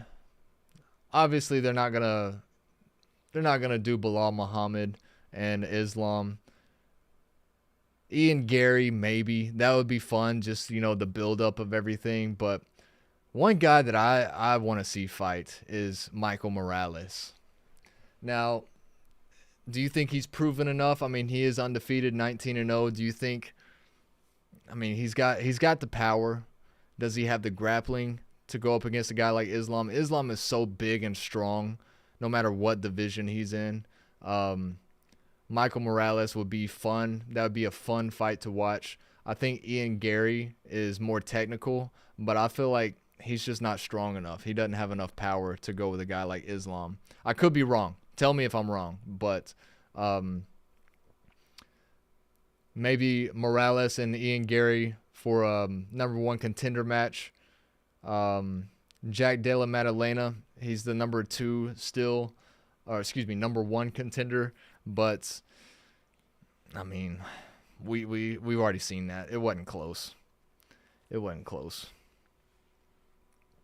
I don't even think he's got enough power in his punches to knock out Islam. And we see what happens when it goes to the ground. Benoit Saint Denis is 30 years old. Dan Hooker, 35. Saint Denis, 16-3, 3-2 in his last 5. Last fight was round 1 knockout over Benil Dariush in 16 seconds. He was on a 3-fight win streak, or he is on a 3-fight win streak, 2-fight loss streak before that. Those 2 came to Dustin Poirier, Hanato Moicano. Benoit Saint Denis, 5 knockouts, 11 submissions. He stands at 5'11" with a 73-inch reach, and he's a southpaw fighter. Dan Hooker now making his way to the octagon, 35 years old, 24-13 in his career, 3-2 in his last 5, 11 knockouts, 7 submissions, 6 decision victories, 1-inch height advantage at 6 feet tall, 2-inch reach advantage at 75 inches, and he's a switch stance fighter. Hooker's last fight, round 2 submission loss to Arman Saruki, and we saw that in a fight night, I think it was November. He was on a 3-fight win streak before that loss. Split decision over Mateus Gamrot and Jalen Turner. Both of those split decision victories. So, grab your popcorn, ladies and gentlemen.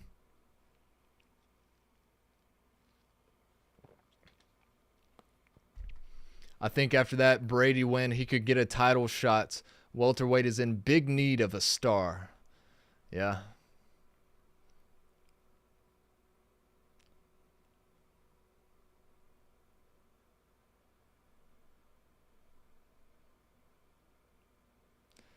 Yeah, Michael Morales against Sean Brady. That was round 1 knockout. I mean, he's proven that he's got that power, dude, and he's such an athlete. He's really, really big too. He's got a lot of power behind his punches, and he could give Islam a good fight. I feel like it could be another one of those things where Islam is just again on just another level from everybody else. But Michael Morales would be the one I'd be the most excited to see take on Islam. Ian Machado Gary as well. I think he's very deserving. Only one loss in his UFC career, and he does have that next level of grappling as well. But I just feel like Islam would overpower Ian Gary, kind of like we saw with JDM. I mean, Islam is just Islam, dude. It doesn't matter who he's fighting. And I would do a lot of things to see Islam and Ilia Topuria, but I don't think, at least anytime soon, we're not gonna see that. He's definitely not moving back down. Ilia would have to move up for that, and if he's fighting him at 170, I think Islam would be too big.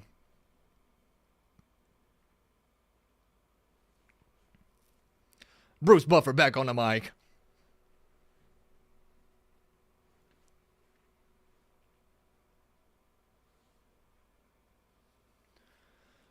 Benoit Saint Denis 6-2 as a UFC favorite. He is minus 350 live odds right now, so not too much different. He's so big and only 26, so I think it's going to be tough for him to cut weight as he gets older. That's a good point. We talking about Morales right there? Morales is very young. Yeah, he's 26 years old, 6 feet tall, 79-inch reach advantage or reach. But yeah, let's lock into Dan Hooker and BSD though. We got to get it going. We're about to get it going.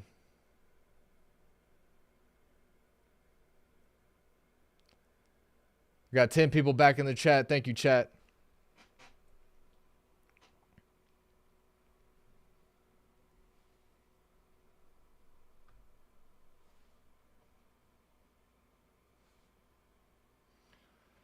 Dan the Hangman Hooker. Oh, let's go. Let's see what happens. I've got this fight starting round 3.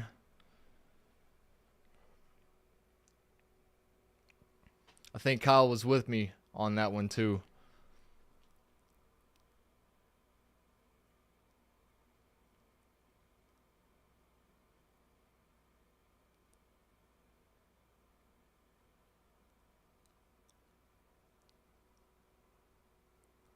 All right, let's go. Oh, shoot. Oh, no, the timer, we're off. We're 3 seconds off on the timer. 3 seconds behind. Oh, they're already going after it. Leg kicks. This is not going around 3 if they're going to be on it like this. Head kick from Dan Hooker. Body kick from Hooker. Body shot from BSD. Now he's shooting for the double leg. He's got him down. Dan Hooker went for the guillotine. Didn't get it. Now they're both back up. Very chaotic start here in 30 seconds into the first round. 3 seconds behind on my clock right now, just so you know. Leg kick from Hooker. Gets caught. BSD with it. He's got his leg still. Back up against the cage. He's going for the double leg. Now he's moved it to a single leg. Bringing it up. BSD pressed Dan Hooker against the cage. Hooker gets away. Took a little knee to the body from BSD. Now Hooker with center control right now. BSD backed up against the cage. This is where Dan Hooker needs to be right now. He needs to have that advantage. Nice teep kick. Looked like that hurt BSD, honestly. Ooh, a head kick just misses. BSD is in pain right now from that teep. Do it again, Dan. Do it again, Dan. BSD pressing forward. Another teep kick. There it is. Nice left from BSD. Now they're clinched. Tennessee with the win tonight.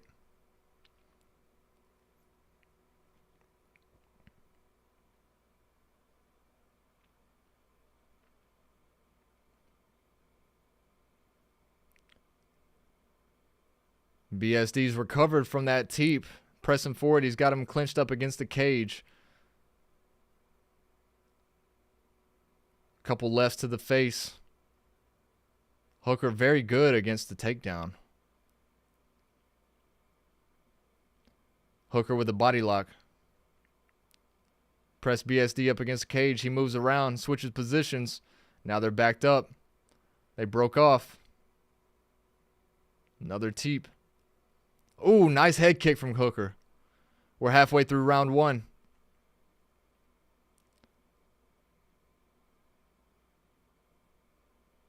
BSD pretty hesitant right now.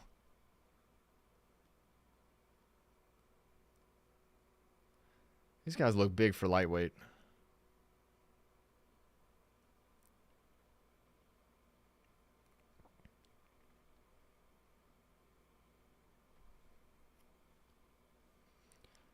This has been very entertaining. I'm almost forgot about the main event coming up next.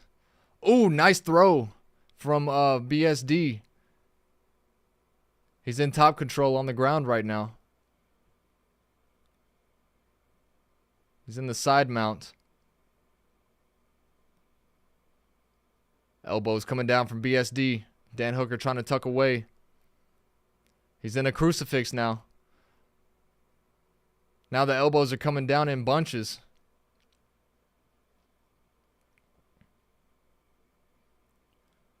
St. Denis scored his first takedown in 5 attempts. 120 on the clock. BSD with his ass in Dan Hooker's face right now. Stanky. BSD looking for a submission here in round 1. He cannot let that arm go if you're a Dan Hooker. Now he gets back up. Way to work out of that. Couple uppercuts coming in. Knee to the body from BSD. Elbow to the face. Couple body shots coming from Hooker. Body shots from BSD. Knee to the body from Hooker. BSD pressing forward, though. Punches to the face coming through. I can't even keep up, ladies and gentlemen. They're standing and banging in the pocket right now. BSD with the clinch. And a takedown.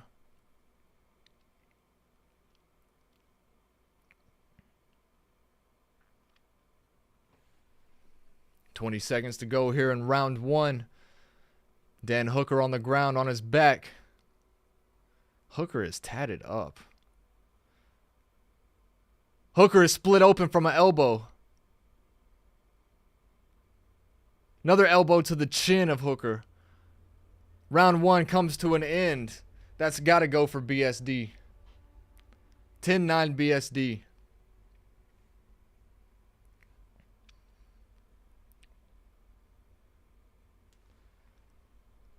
$10-9 from BSD. How y'all see it?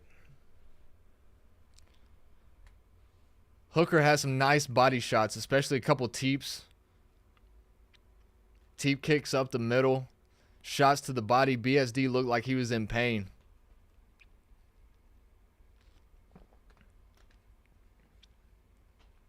Josh says 10-9 BSD. Look at those teeps. Oh, goodness.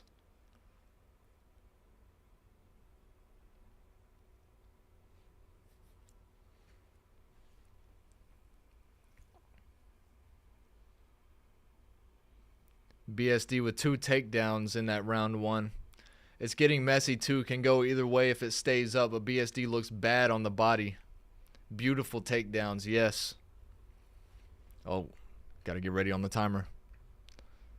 No more mess ups on my end. Let's go. Round 2 underway. Body kick from BSD. We're right on the money with the timer, by the way. Ooh, 1-2 from BSD. Going for another takedown, and he gets him down. Hooker rolls out of it. They're back to the feet. Knee to the body, knee to the face. BSD, 2 of them. BSD is showing the pressure right now. Oh, Dan got top control.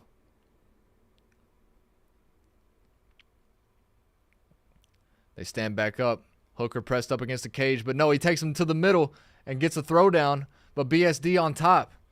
He's going to get that control. Now he's got elbows coming down on Dan Hooker. What's he going to do? He's got his arm. There's no way for Dan Hooker to get out of that. Oh, my goodness. Oh, they're still coming down. Jeez. Hooker finally gets his arm through to get some defense. Oh, BSD cranking his arm. Is he going to get it? Oh, he stretches. Hooker stretches that arm. That looked like it was about to break if he could have locked it in, though. I saw a nasty video on Twitter this week of this girl getting her arm snapped. Looks like he's kind of in position for an arm triangle. Breaks out of it. Denis still on top. Shoulders coming down. Shoulder shots to the face. Elbow. Left hands. Left elbow. BSD showing he's a menace right now. More elbows coming down. How many elbows is too many elbows? Oh, he's going for the arm triangle. If he can get that leg over, he's got it. This might be it. BSD by submission. Is it gonna happen? He's thinking about tapping. Oh, he's got to. Can he get out of that? He's turning. If Benoit can get his chest down on his right side, bring that left leg over, that might be it. Hooker's face is turning purple. He's trying. Oh, he's got it locked in. I don't know if he can get out of this. He's in trouble. We're halfway through round 2. This is not going to go to the 3rd round. I'm about to be 0 for 2. Oh, he gets the leg over. This is it. This is it. Hooker cannot stay. He's not going to tap, though. We know Hooker. He's got a little bit of air. Oh, he's so tight on that.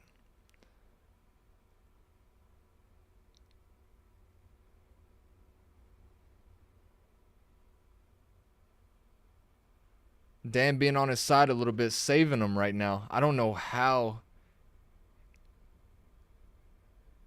BSD going back in for it. Hooker getting some blood back to his cranium right now.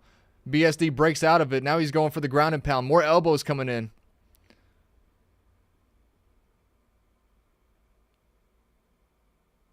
BSD trying for the arm triangle again. Hooker is split open. Jesus.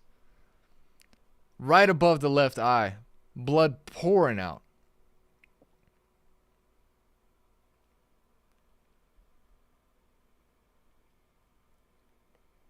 A minute 15 on the clock. More elbows coming in. More elbows coming in.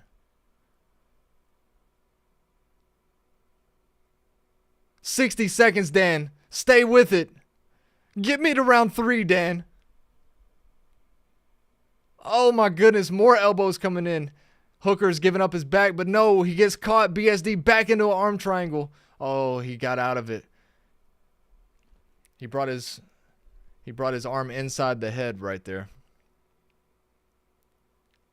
More elbows coming in. BSD just in complete control right now. This is going to be a 10-8 at least. 30 seconds to go. Dan Hooker's got to stay in it.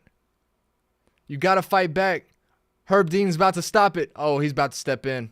He's about to step in. And it's over. Herb Dean stops it. Oh. We had 20 seconds. We had 15 seconds. Oh. BSD gets it done in round 2.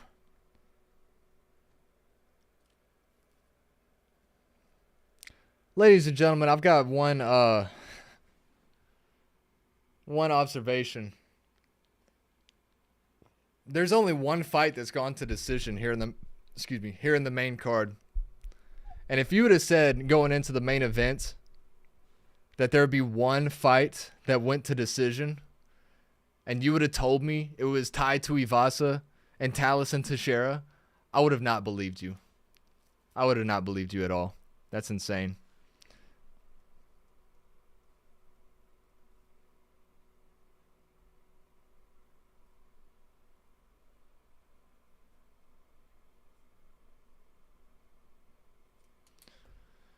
Such a beast on the ground. I agree. Oh, jeez. BSD got to be moving up.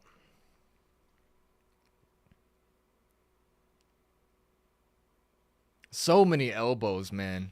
So many elbows. BSD got a couple whelps under the eyes. But not really bloodied up. Herb Dean, a good referee. I agree. I selfishly wanted him to keep it going. I wanted that to start round 3. I'm 0-2 tonight, ladies and gentlemen. I'm fine with being 0-2 as long as I get this last one. As long as we get a Diego Lopes win. If I go 0-3, I might just quit. Might just quit. I was feeling really confident about my picks coming into tonight. I even put them in a parlay. $10 to win 100.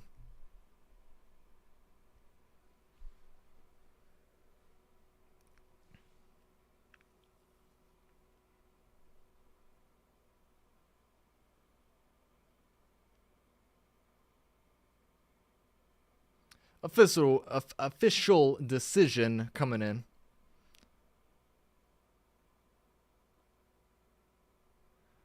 Winner by TKO, Benoit Saint Denis.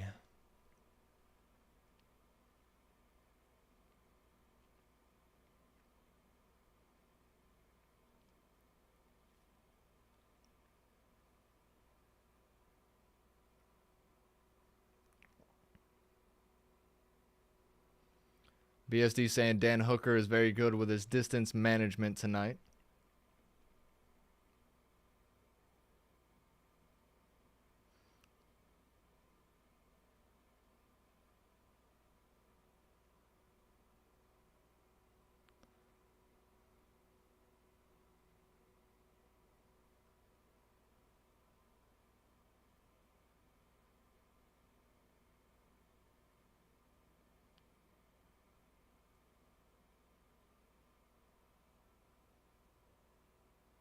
Wow, BSD talking his shit right now, dude. I like that. He said, no disrespect for all the people ahead of me in the lightweight division, but he got disrespectful a little bit. He said that belt is mine. He's ready for it. He said, Arman Sarukian is the #1 contender. I'm about to take his effing spot.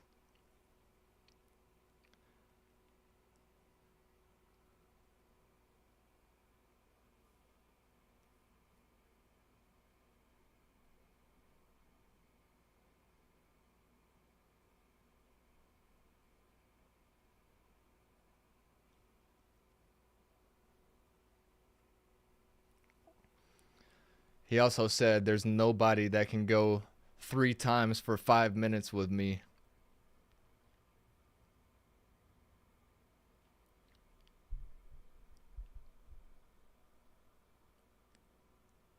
He says he wants the undisputed title or the BMF. That's all he wants. We're going to see Max Holloway next month. Well, tomorrow it'll be next month. They're in Australia. They're into February. I know EB's in February right now already.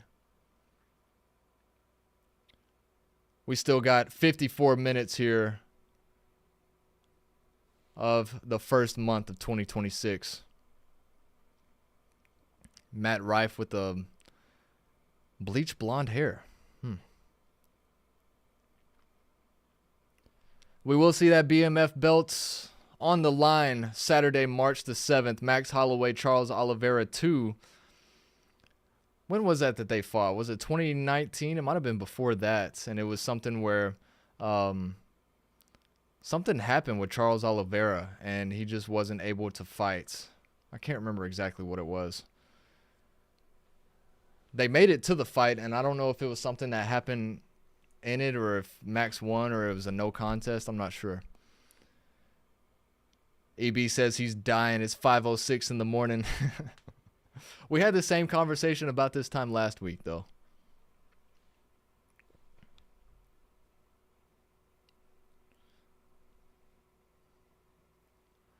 All right, ladies and gentlemen, we're moving on from the co-main event to the one and only main event. We've got the champion, the featherweight title on the line. Champion Alexander Volkanovski and the number 2 ranked contender Diego Lopes. This is the second time that these two have fought. Josh giving EB his flowers. That is dedication. UFC 325 main event live in Sydney, Australia here on Paramount Plus. Thanks for tuning in to the YouTube live, ladies and gentlemen. No promises. We might try to go live for the fight night next week. No promises. And I will also try to go live for UFC 326. I do have a cousin getting married that day, so it depends on the timing on when that will, as long as I'm home. If I'm home by 9 o'clock, we'll be going live. But make sure you hit the subscribe button. We'll always have the fight breakdowns coming out regardless of what's going on.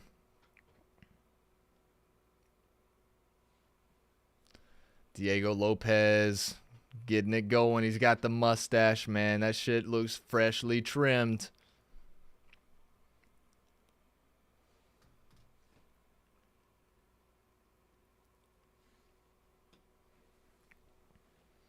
We've got the rematch up next.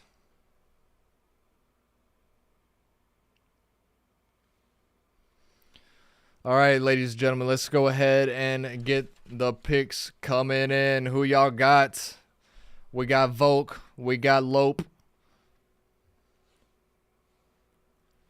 Who we got? Is it and still or is it and new tonight?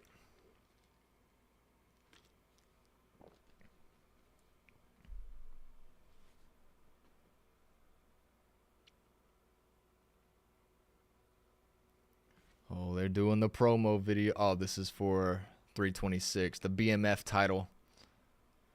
This will be the first time we see Charles Oliveira in the octagon since that brutal knockout of the year from Ilia Topuria. Also, when are y'all's predictions of Ilia coming back? Is it going to be the White House? Is it going to be April? I hate that it's Justin Gaethje. I think it needs to be Arman Sarukian. I think it needs to be somebody. I mean, give it to Gaethje. He's earned it at this point. He did what he had to do. It was already basically pre-written what was going to happen, whoever wins that fight last week. But Josh says Lopes gets it done. I got Lopes money line. And I need Lopes money line. I'm 0-2. I'm 0-2.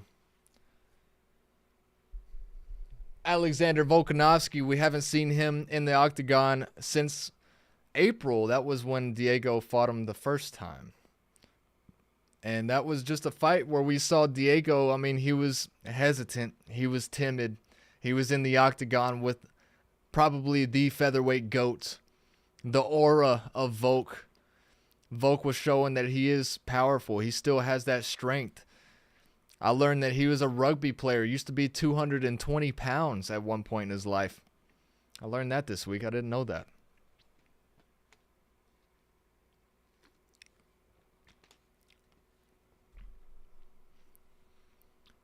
Alexander Volkanovski at one point was on a 22-fight win streak. His last fight, obviously, a unanimous decision win over Diego Lopes. He's 2-3 in his last 5, but that's a little bit misleading when you look at who those losses came to.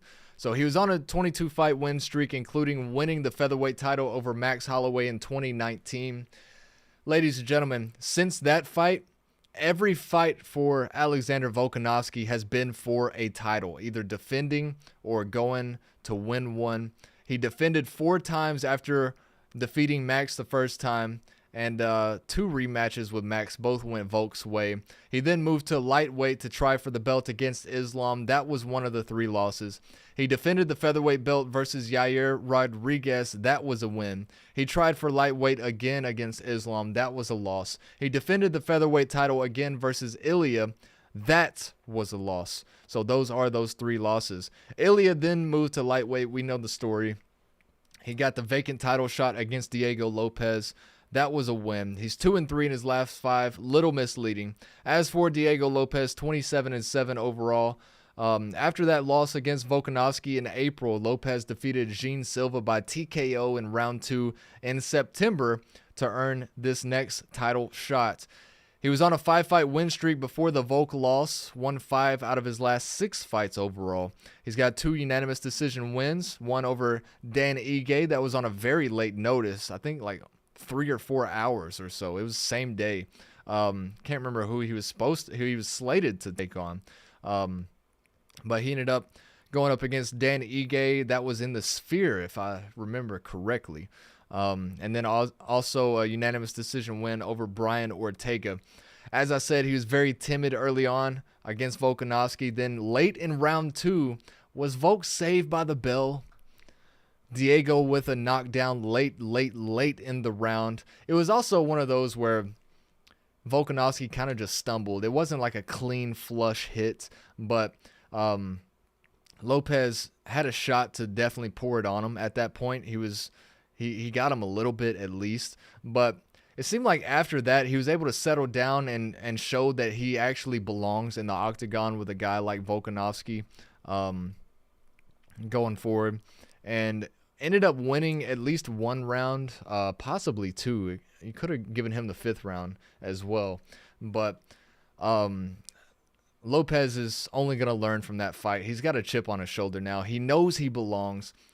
This is not going to be his first title fight. This is not going to be the first time he's gone 5 rounds with a champion caliber fighter, like a Hall of Fame caliber fighter like Alexander Volkanovski. Now, the Lopes music has begun. We're about to see old boy Diego.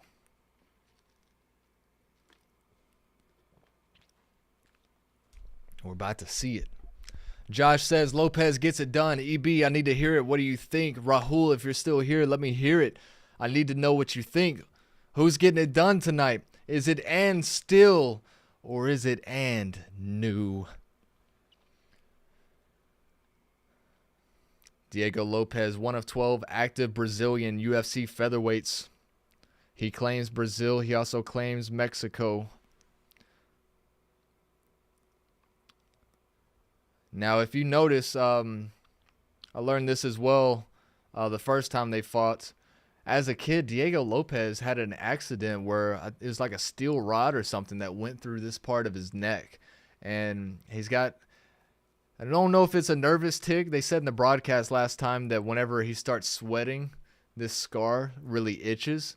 And so the first time I was watching it, I was thinking that, maybe Volk caught him in the neck or something. Because he keeps doing this thing where he like scratches it or messes with it. But it's just it's something that he's got going for him or against him, if you will. Just something that happens.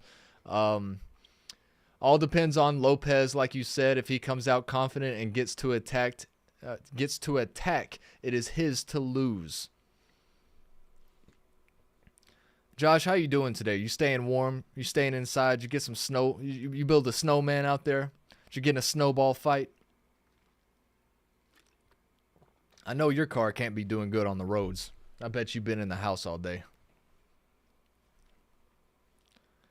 That's no shot at you, buddy. I mean, mine too. I've been in the crib.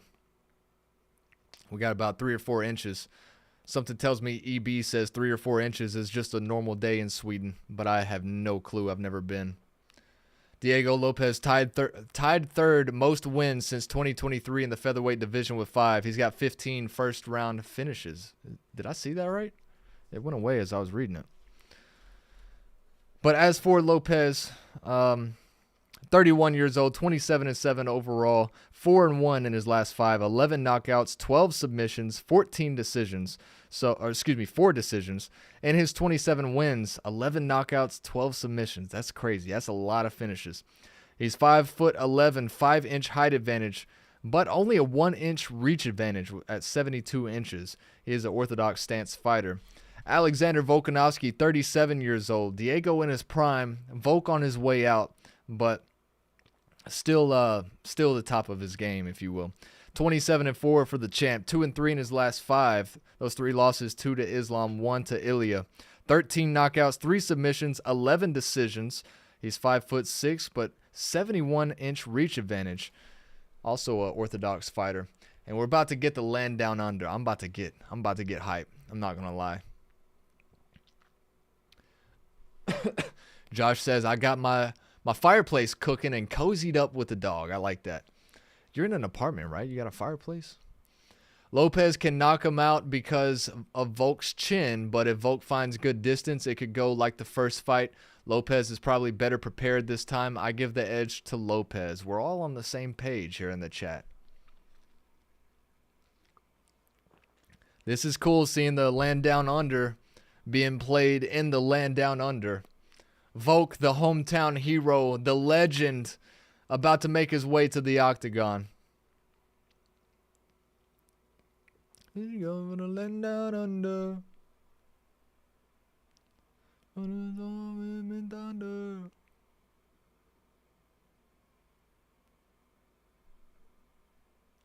You better run, you better take cover. Big dog status here. We keep our toesies warm around here, says Josh. EB, you got any snow on the ground in Sweden, my friend? Volk is shown on the camera. At first, I thought he got some veneers in the last couple days. That's just his mouthpiece. Shell Harbour, New South Wales, Australia is where he's born. And this is his 11th consecutive UFC title fight. Like I said, that is just insane. Not going to lie, he's presenting his flag backwards. Oh, never mind. There's a reason for that. He just put it around his shoulders.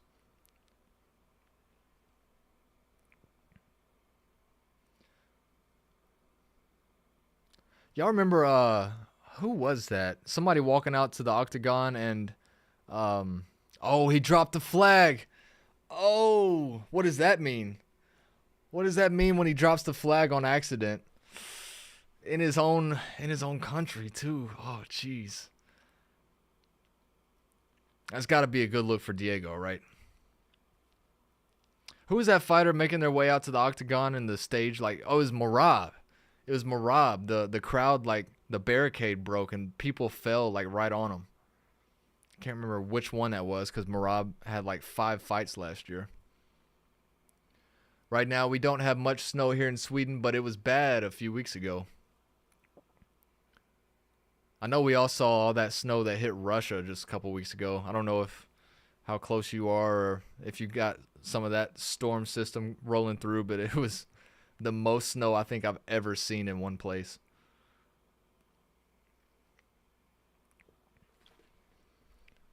The way the snow blew in the wind, it was like piled up almost 10 stories high in some spots. People were jumping off roofs of hotels and just sliding down it. It's crazy. I hope that never happens here. Two-time UFC featherweight champion, second most title fight wins in UFC featherweight history with 7. Second highest significant strike differential in UFC featherweight history, plus 3.05 per minute. That's a great stat. Volk obviously got the crowd behind him right now. Ladies and gentlemen, we have made it to the main event of UFC 325. Volk doing his round around the octagon, daps up Diego Lopes. A lot of respect between these two fighters.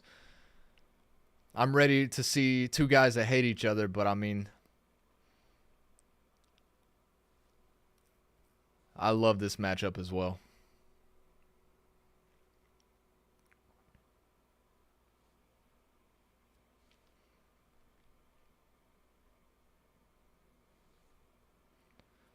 Paramount got to get their Bud Light ad in.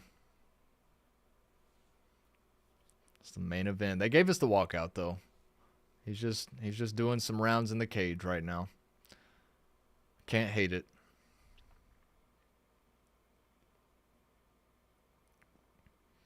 Here we go. They're getting the tail of the tape in. Man, it looks like they need a new some new video for these guys.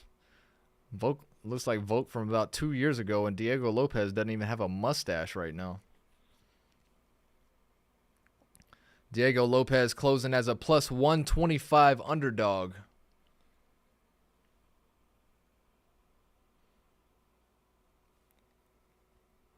Oh, Diego looks a little bit more confident this time. I ain't gonna lie. This is about to be the most technical fight that we've seen all night.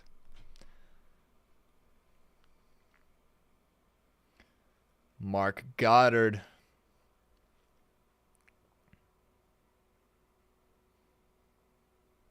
I ain't gonna lie, first time I saw Diego Lopes, I was like, what the hell is this man's hair? And now I love it. I hate mullets, but he does it right.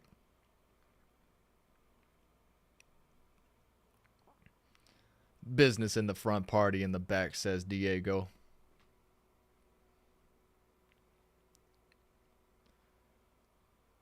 EB, my mom says, what's considered bad snow in Sweden? 3 feet. I'm in East Tennessee. We got like 3 or 4 inches right now. Middle and West Tennessee is still under about 5 inches of ice. They had a big ice storm and snow and ice that blew through this time last week.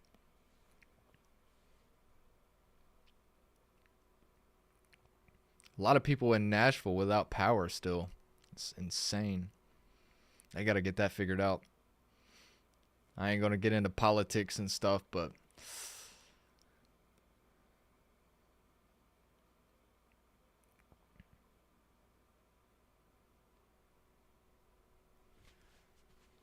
the challenger, Diego Lopes. Let's go!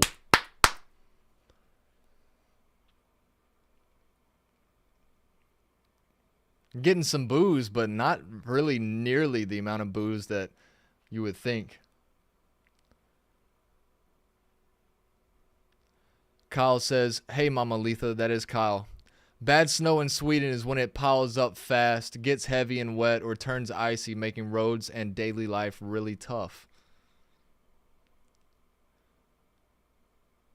Amber says she still has some patience in Nashville without power. Kyle, stop talking to my girlfriend, dog. What are you doing? Jokes, jokes. Hey, Amber, stop talking to Kyle. What are you doing? All right. All right. All right, time to lock in. Jokes are done. Jokes are done. We're in the main event. I got to make sure the timer is on point.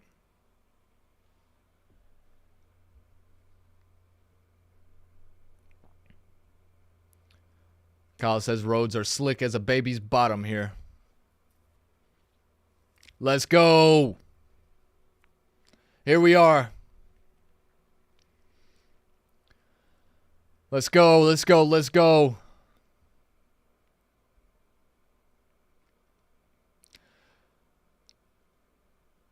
Five scheduled rounds are underway.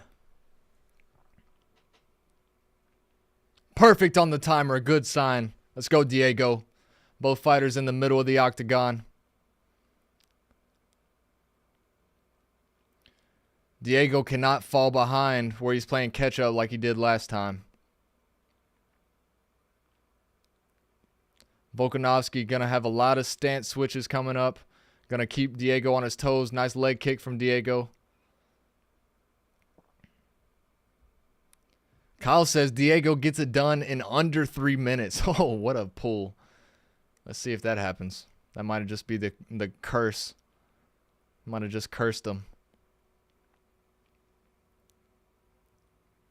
Diego pressing forward. Volk trying to keep that range. He's got such wide shoulders and long arms. There's only a 1-inch reach advantage for Lopes, although he's 5 inches taller. Leg kick from Lopes. Nice leg kick from Lopes. Got Volk stumbling a little bit. Lopes already looks so much more comfortable. Lopes switches to southpaw. Kick to the lead leg from Volk. Body kick from Lopes. Volk shoots for a takedown, gets stuffed. Nice right hand from Lopes. There he goes, touching his neck again.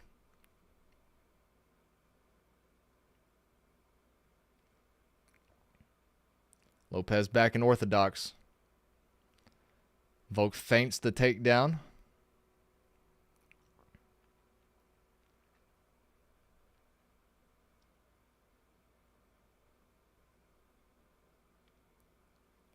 Kicks going back and forth.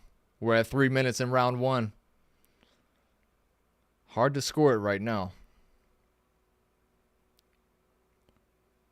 Both fighters pacing themselves. Volk with a 1-2. Counter from Diego. Now a body kick. Nice right hand from both fighters. Now they're swinging. Couple overhands from Volk.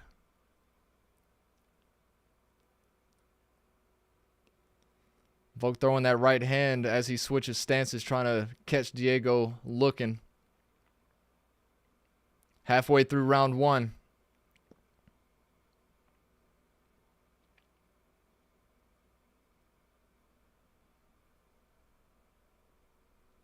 Body kick from Lopes. Leg kick from Volk. Nice upper hand ends with a left hook from Lopes.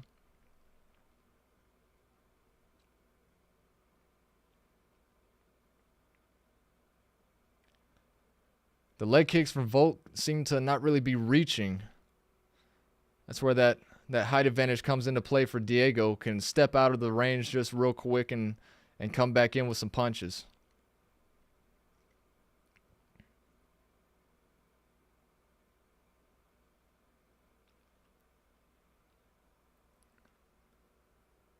Straight from Lopes doesn't necessarily hit. 90 seconds to go in round 1. Volk shoots for a takedown. Stuffed by Lopes as of now. He's going for a trip. Lopes back up against the cage. This is going to be big to score round 1 right now. Not much has happened. Right to the face of Lopes.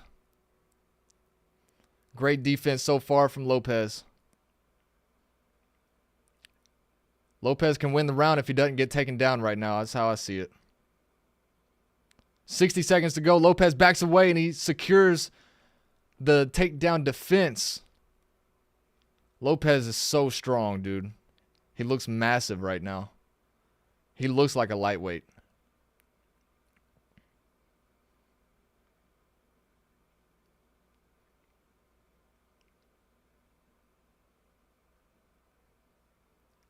Ooh, nice right hand from Volk. Now a left. Diego shaking it off. I don't think he can knock him out. I really don't. I don't think he's got enough power to knock Lopes out. That was a nasty hook, and he just ate it. Body kick from Lopes.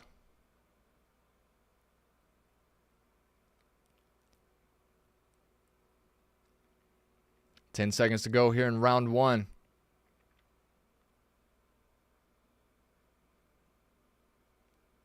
Oh, nice body kick from Lopes. And that's it. How do you score that one?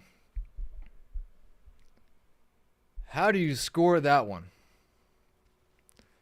Looked like Volk had a couple heavy strikes, but I don't know.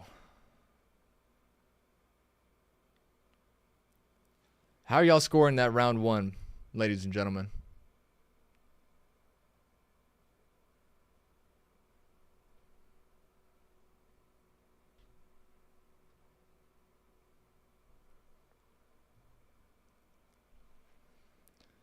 Kyle says Volk up 1-0.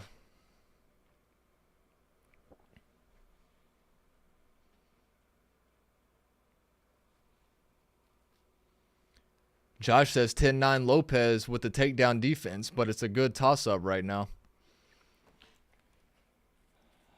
I'm going to leave the scoring to y'all in that round. I don't know. Yeah, I think Volk's got more significant strikes. That's a good point.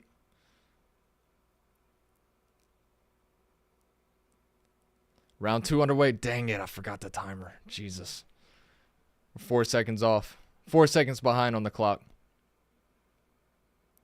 Judges will give that to the champ every time.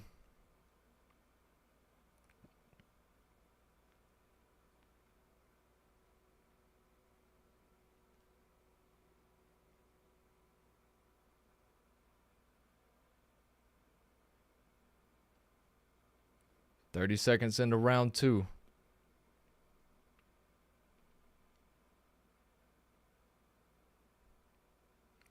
Volkanovski slides out the way. Nice overhand right. Leg kick. Diego pulls back. Who was he waving at? What was that?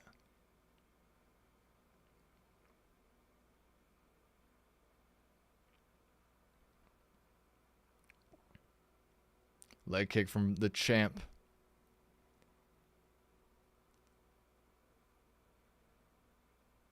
Another one.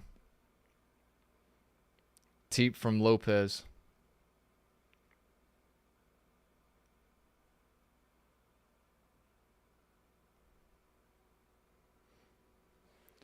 Lopes looks like he's taking his time, but you don't want to get behind like you did in the first one. Nice leg kick from the challenger. 3:30 on the clock.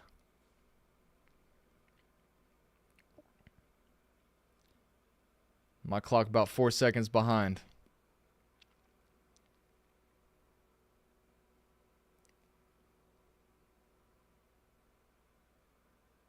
It is pretty even right now.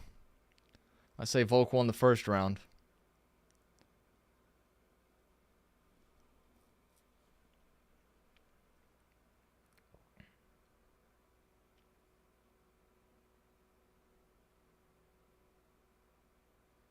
Leg kick from the challenger. Now they interchange. Couple combo shots from Lopes right there.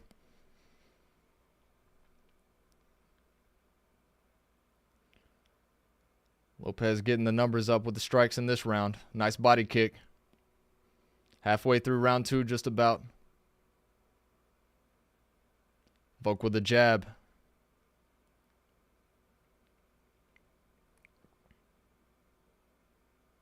Both fighters still feeling themselves out right now.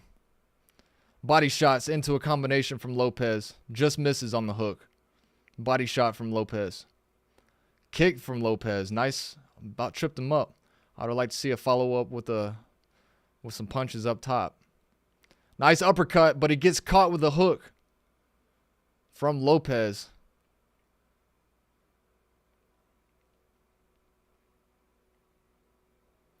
Nice jab from Lopes in the southpaw. Lopes closes the distance with a nice combination. Now he's piecing Lopes up a little bit. Couple counters from Lopes, but it looked like Volk got the best of the exchange.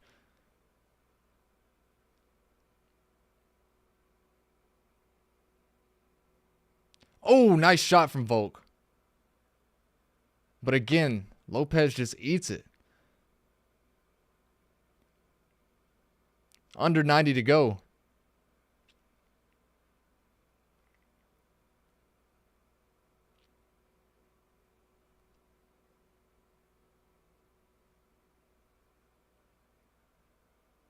Ooh, nice combination from both fighters. Lopes looked like he got the better of it that time.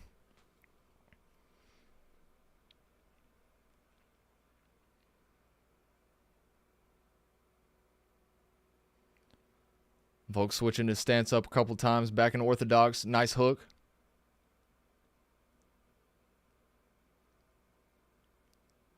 "45 seconds on the clock. Lopes shoots for a takedown. Volk's got a guillotine, standing guillotine right now. Oh, Lopez about to slip out of it, though. Now he's on top. Let's go, Lopez. Lopez secures the takedown. That might help him in this round.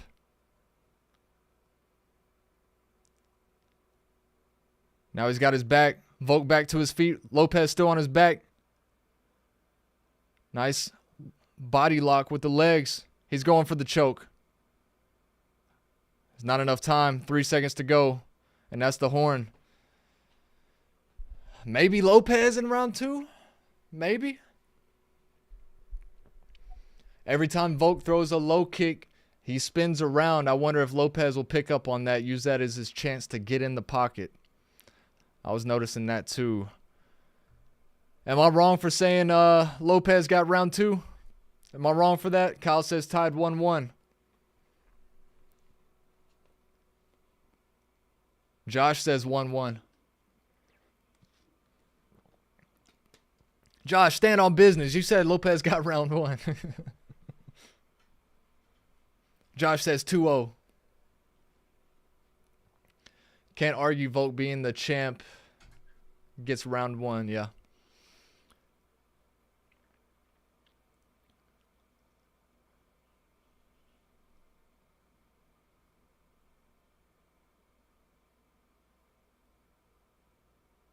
Looked like Volk got cut open there in the replay.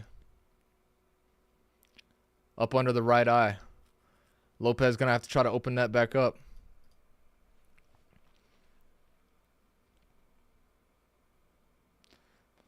My clock might be 1 second off. It's pretty close.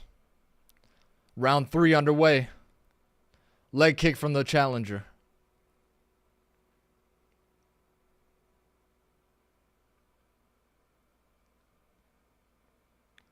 Kyle says, remember, damage is the #1 criteria. That cut is going to be nasty.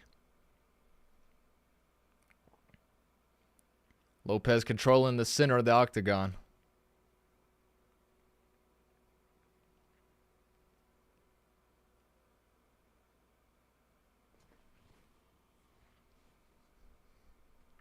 They're laughing back and forth. These guys are just out here having fun. Lopez switches to southpaw, back to orthodox.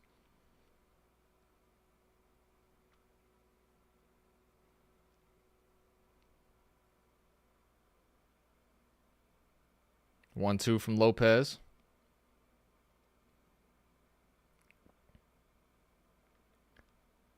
Volkanovski with the numbers on the strikes. Leg kick from Volk.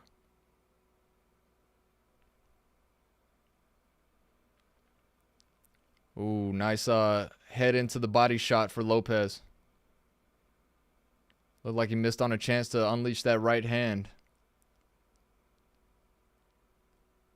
Nice leg kick on the lead leg from Volk. 1-2 from Lopez going down to the body. Volk with a jab. Another one from Volk.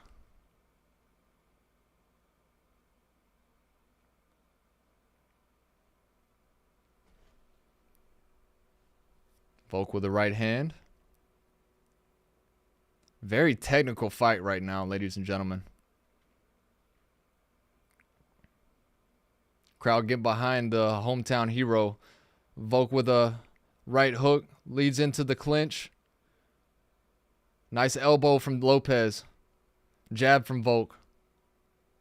Misses on the next one. Lopez got to get something going now. Halfway through round 3. Midway through this 5-round fight now. Ooh, right hand from Volk. And they're changing. They're exchanging. He about dropped Lopez right there. Now he goes for the single leg. Gets the takedown. Lopez back up. Eats another punch. Lopez on the clinch. Knee to the body. Very big moment by Volkanovski right now. Right there. I'll get my words right in a second. Another right hand from the champ. Lopez got to get something going in this round. Jab from the champ. Under 2 minutes to go now.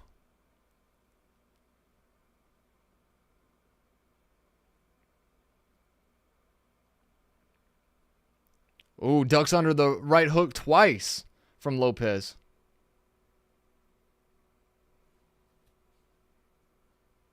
Jab from the champ. Another one.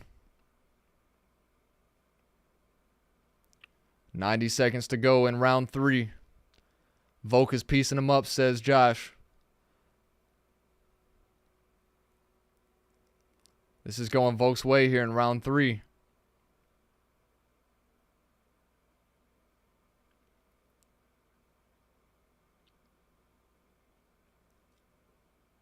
Lopes' main thing going against him is him holding back, it seems like. He needs to be more active.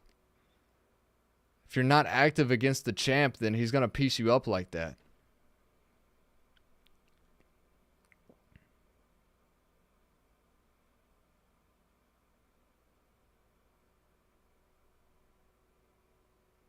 Oh, nice right hand, but it gets dropped. Lopes drops Volk after a nice hook from the champ. 30 seconds to go. Jab from Volk, leg kick from Lopes.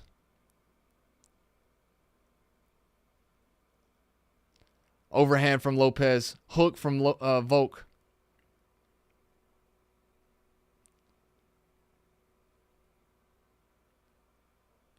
Lopes and southpaw, nice body kick.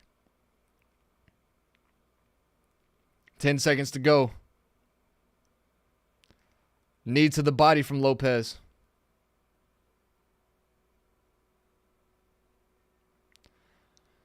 Round 3 is in the books. I would say Volk, but a knockdown towards the end of the round for Lopes.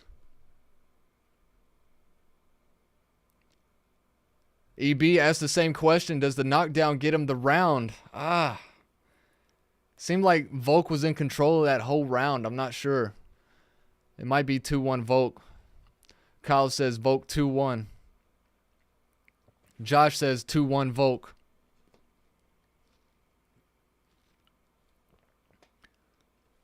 I felt like if he were to actually get knocked down and stay on the ground a little bit more, where Lopes got some ground and pound in, or, you know, something like that, maybe it'd be Lopes. He just kind of dropped to his knee and popped right back up. Diego almost dropped to a knee on that one.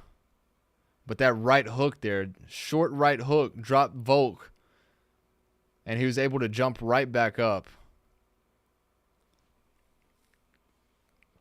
On into round 4 we go. And I'm going to be a couple seconds behind on that one. I get too locked in for the timer sometimes. 2 seconds behind on my clock.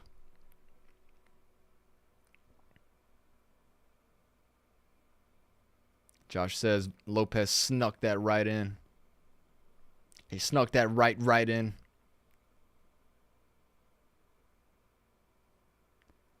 Volk's got a lump under his right eye and a smaller one under his left eye.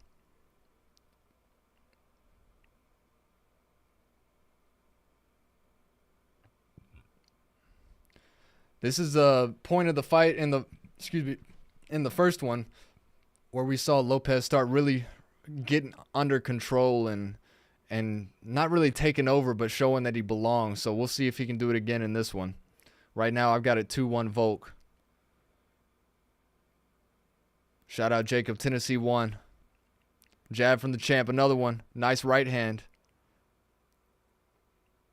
1-1-2 combination from Volk. Another jab. This is where Lopes got to get it going, man. Volk is starting to stack up those strikes. Nice right hand from the champ. Body shot from Lopes.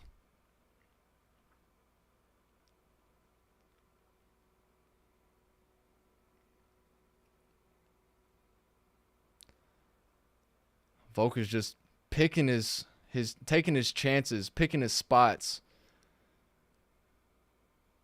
And Lopes this whole fight has just been more reactive. Nice right hook. He's been more reactive than proactive. And this is what we saw in the first one too. Live odds 72% chance for Volkanovski, 28% chance for Lopes to win. Nice right hand from the champ.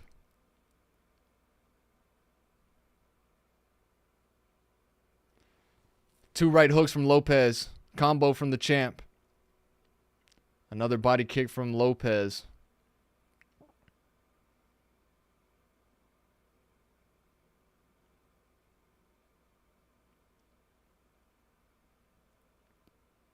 Got 2:30 on the clock. Here in round 4. Right hand connects from Lopes.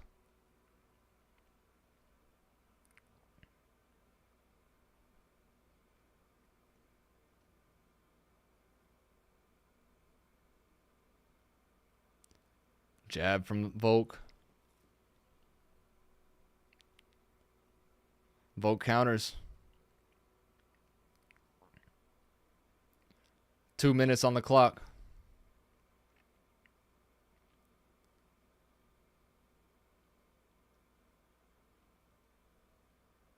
Nice jab from Volk. Lopes got to get going, man. And jab from Lopes.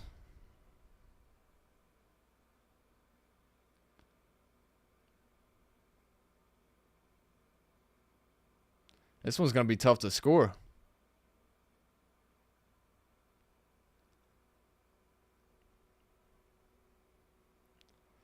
Lopes has kind of abandoned the leg kicks.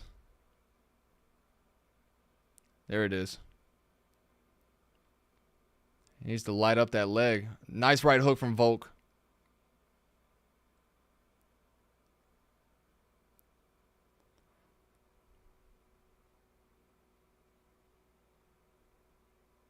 Oh, Lopes gets hit in the groin.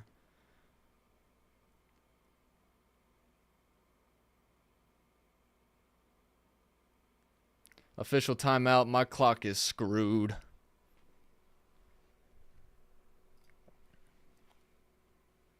Right in the junk. Volk knew it too. He knew it. He didn't mean it.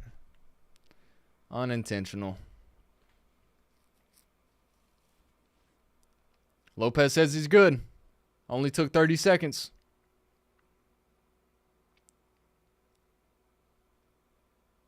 One minute to go. Under 60 seconds now. Lopes got to get something going if he wants this round.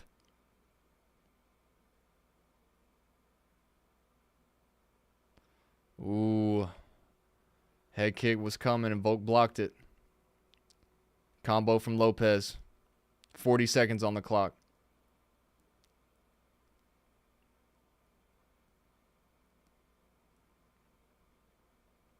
$30 seconds to go. Lopes misses on a right hook.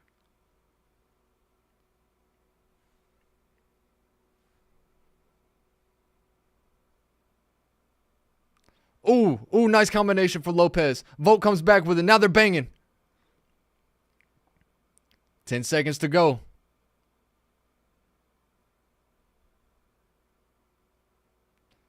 Ooh, went for a head kick and just missed.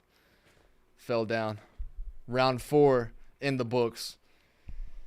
Oh, how do we see that one? EB says Lopes stopped leg kicking and Volk stopped doing takedowns.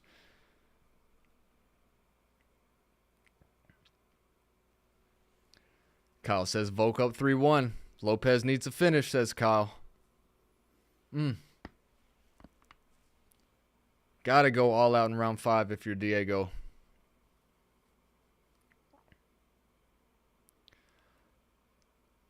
Every time Lopes got a good combination and kind of took it to Volk, Volk always countered.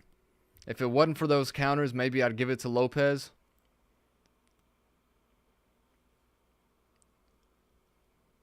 That one could be a steal round if Lopes dominates round 5, yeah. I could see that being the case. The 5th and final round of our main event here at UFC 325 is about to be underway.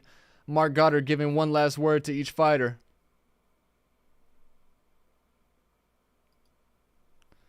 Five minutes on the clock. They touch gloves once again. Jab from Volk. Jab from Lopes. Diego needs a finish.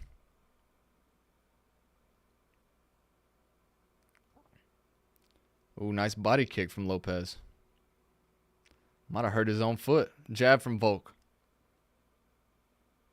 Now Lopes on retreat. Volk pressing forward.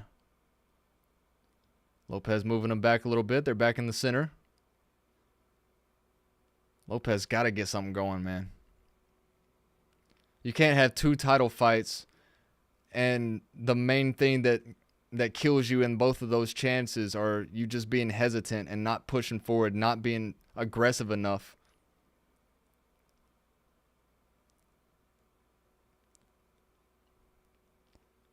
Volk goes for a single leg and gets the takedown.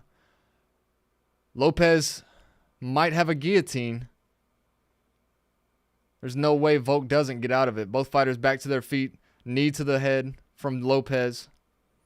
3:40 on the clock. Jab from Volk. Oh, nice jab. Rocked Lopes a little bit as he was going for a takedown. Now they're clinched. Lopes back up against the cage. Volk gets a trip and a takedown. Lopes got to get back to his feet. Gives up his back. He's standing back up. Lopes brings his leg back out. He's got control on his back.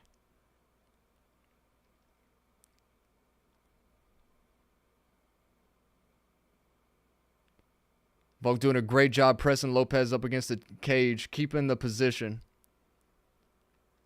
Under 3 minutes to go in round 5 of this title fight. Featherweight title on the line.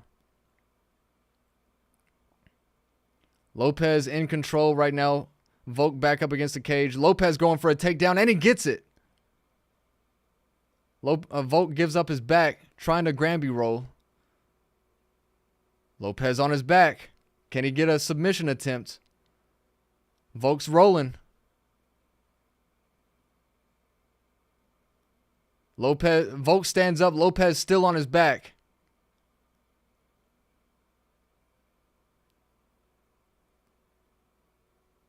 Lopes trying to get the body triangle, but Volk is about to toss him off.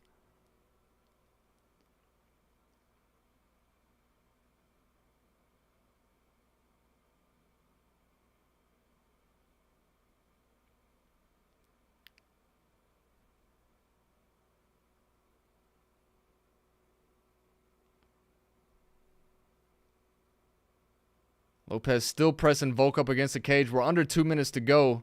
Volk knows it. This is an advantage for Volkanovski right now. He changes positions, now presses Lopes up against the cage. Ah, man, I hate to see it. I mean, good for Volk, obviously, but I wanted some more firepower from Diego tonight. Under 90 to go now. Volk still in control.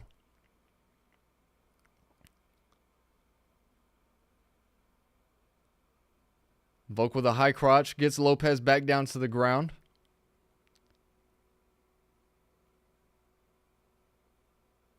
Lopes trying to go for an armbar now. If he can get that arm, he's got it.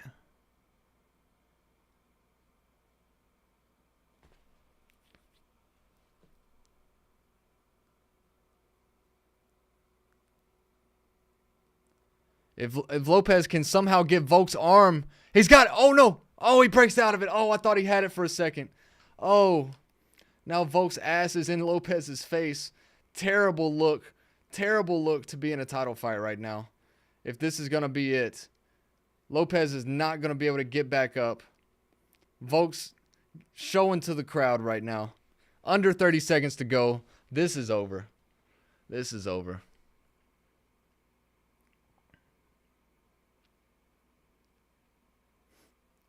Very awkward position for Lopes right now. Just pushing Lopes's ass.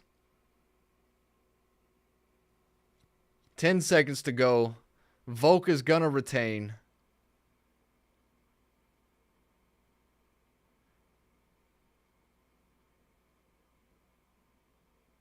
And that's it.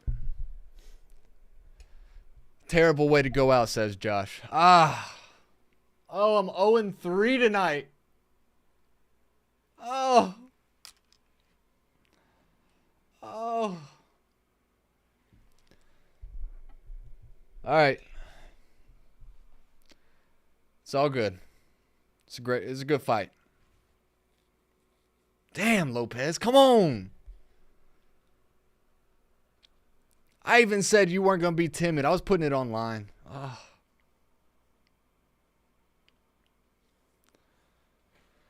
Oh, Volk is just on another level. Yep, EB is correct.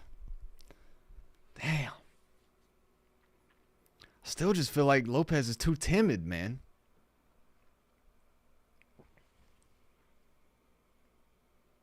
He's reacting instead of being proactive.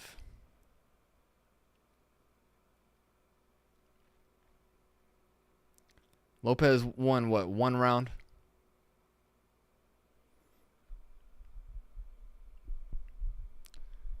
Lopez would have won, but I posted my story. Oh.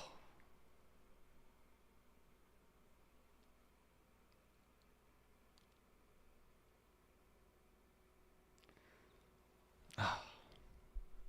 Damn. Damn.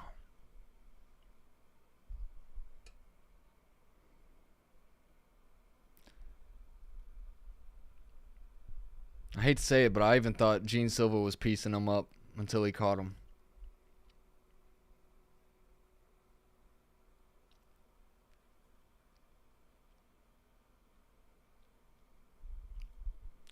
Maybe he won 2 rounds if they gave him the round on that knockdown, possibly.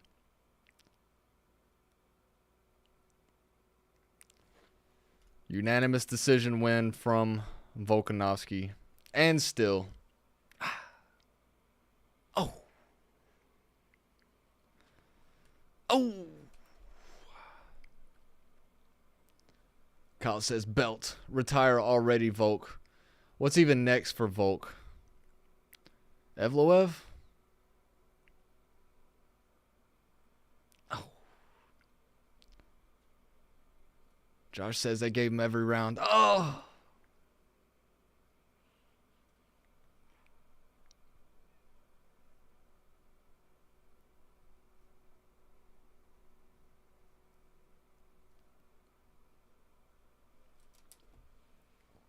DC in the ring with Volkanovski right now.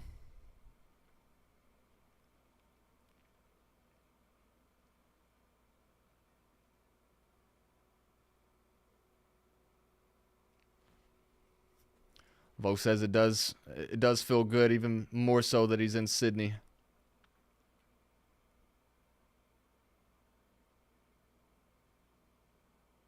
Adversity is a privilege.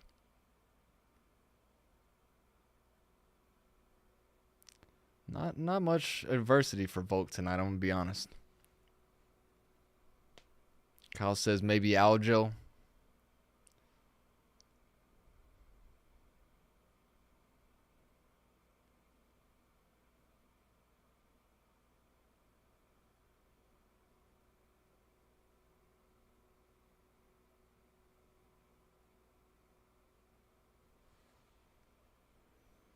Said I almost got my moment in Perth, but I got my moment here in Sydney.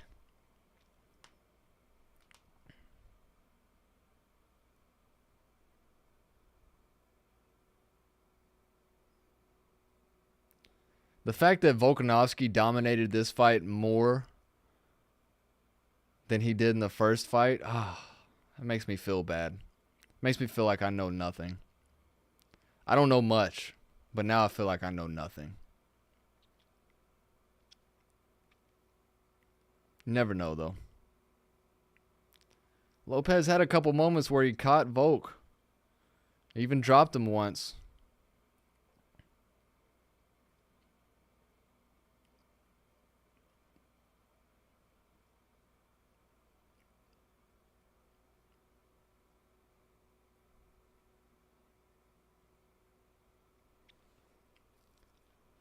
He's a showman. He's playing to the crowd in this interview.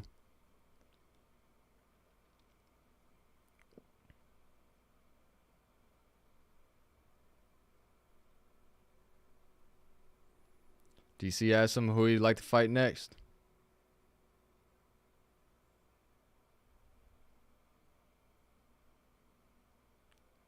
Maybe Movzar, Lerone Murphy.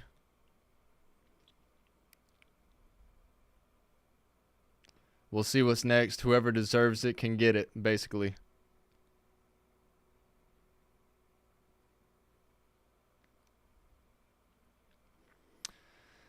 Well, that's it.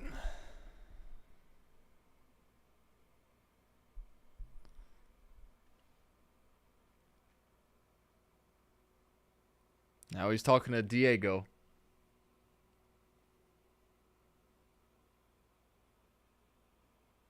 DC asked him, is there anything that really surprised you in this rematch?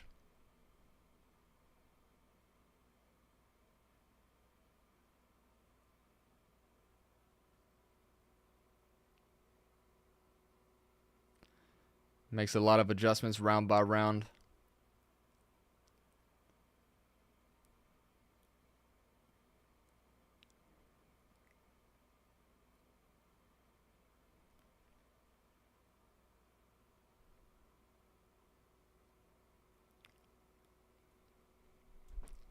DC says there's much more to come from Diego Lopes, who's walking out of the octagon with a really bad limp right now.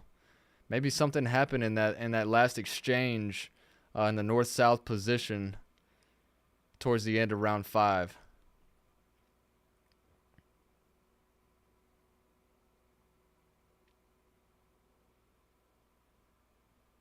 Wow. When did he hurt his leg? Maybe in that last exchange, just that awkward position, possibly. Volkanovski having to stand on his toes. Is that his wife right there? Is his wife taller than him?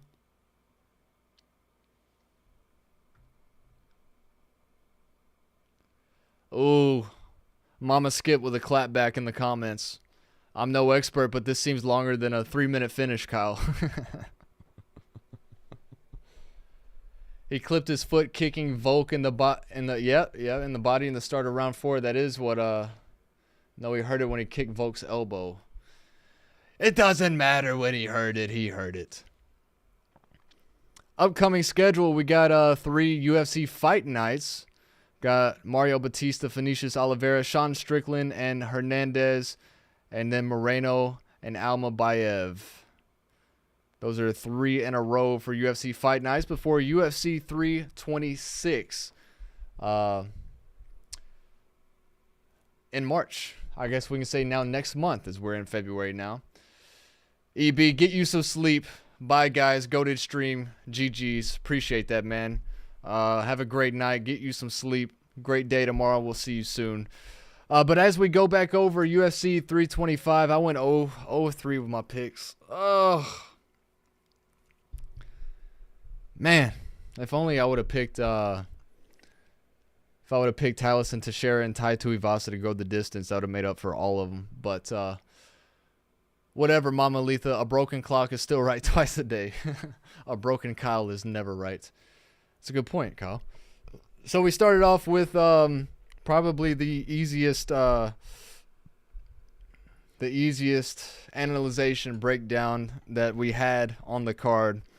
It was Quillan Salkilld by submission in round 1 with a rear naked choke over Jamie Mullarkey. Tallison Teixeira won by unanimous decision over Tuivasa. Most people didn't see that going out of the first round, much less going the distance all 3 rounds. Mauricio Ruffy with a knockout, round 2 over Rafael Fiziev with a nasty right hand. Then Benoit St. Denis in the co-main event by technical knockout, round 2 over Dan Hooker. And then Volk retains his title in the featherweight division over Diego Lopes with a unanimous decision. Now, as we wrap up here, ladies and gentlemen, first of all, appreciate y'all for watching. Make sure to hit the subscribe button, hit the like button, do all that. Appreciate all the interactions tonight from the chat. I think we peaked with 11 concurrent viewers. That might be a new record. That might be a new record. I appreciate it, guys. UFC 326 will be March 7th. It'll be a main event with Max Holloway, Charles Oliveira for the BMF title in the lightweight division. The co-main event will be, well, no, it won't. It was announced today that Brian Ortega has an injury that will not require surgery. He still plans to fight twice in the twice this calendar year. Brian Ortega moving up from featherweight into the lightweight ranks to take on Renato Moicano, but that fight is off, so the co-main event is to be determined for UFC 326. Also on that card, Kai Baralho and Rainier de Ritter middleweight fight. Another middleweight fight for RoboCop, Gregory Rodriguez and Bruno Ferreira. And the main event will get started with Rob Font and Raul Rosas Jr. Chiwiwis bantamweight. And the featured prelim fight will be Cody Garbrandt and Zhao Long. Is that an O or an A? I think it's an O. Zhao Long. Broken clock, point taken. I just had to talk some trash since I know nothing at all about this.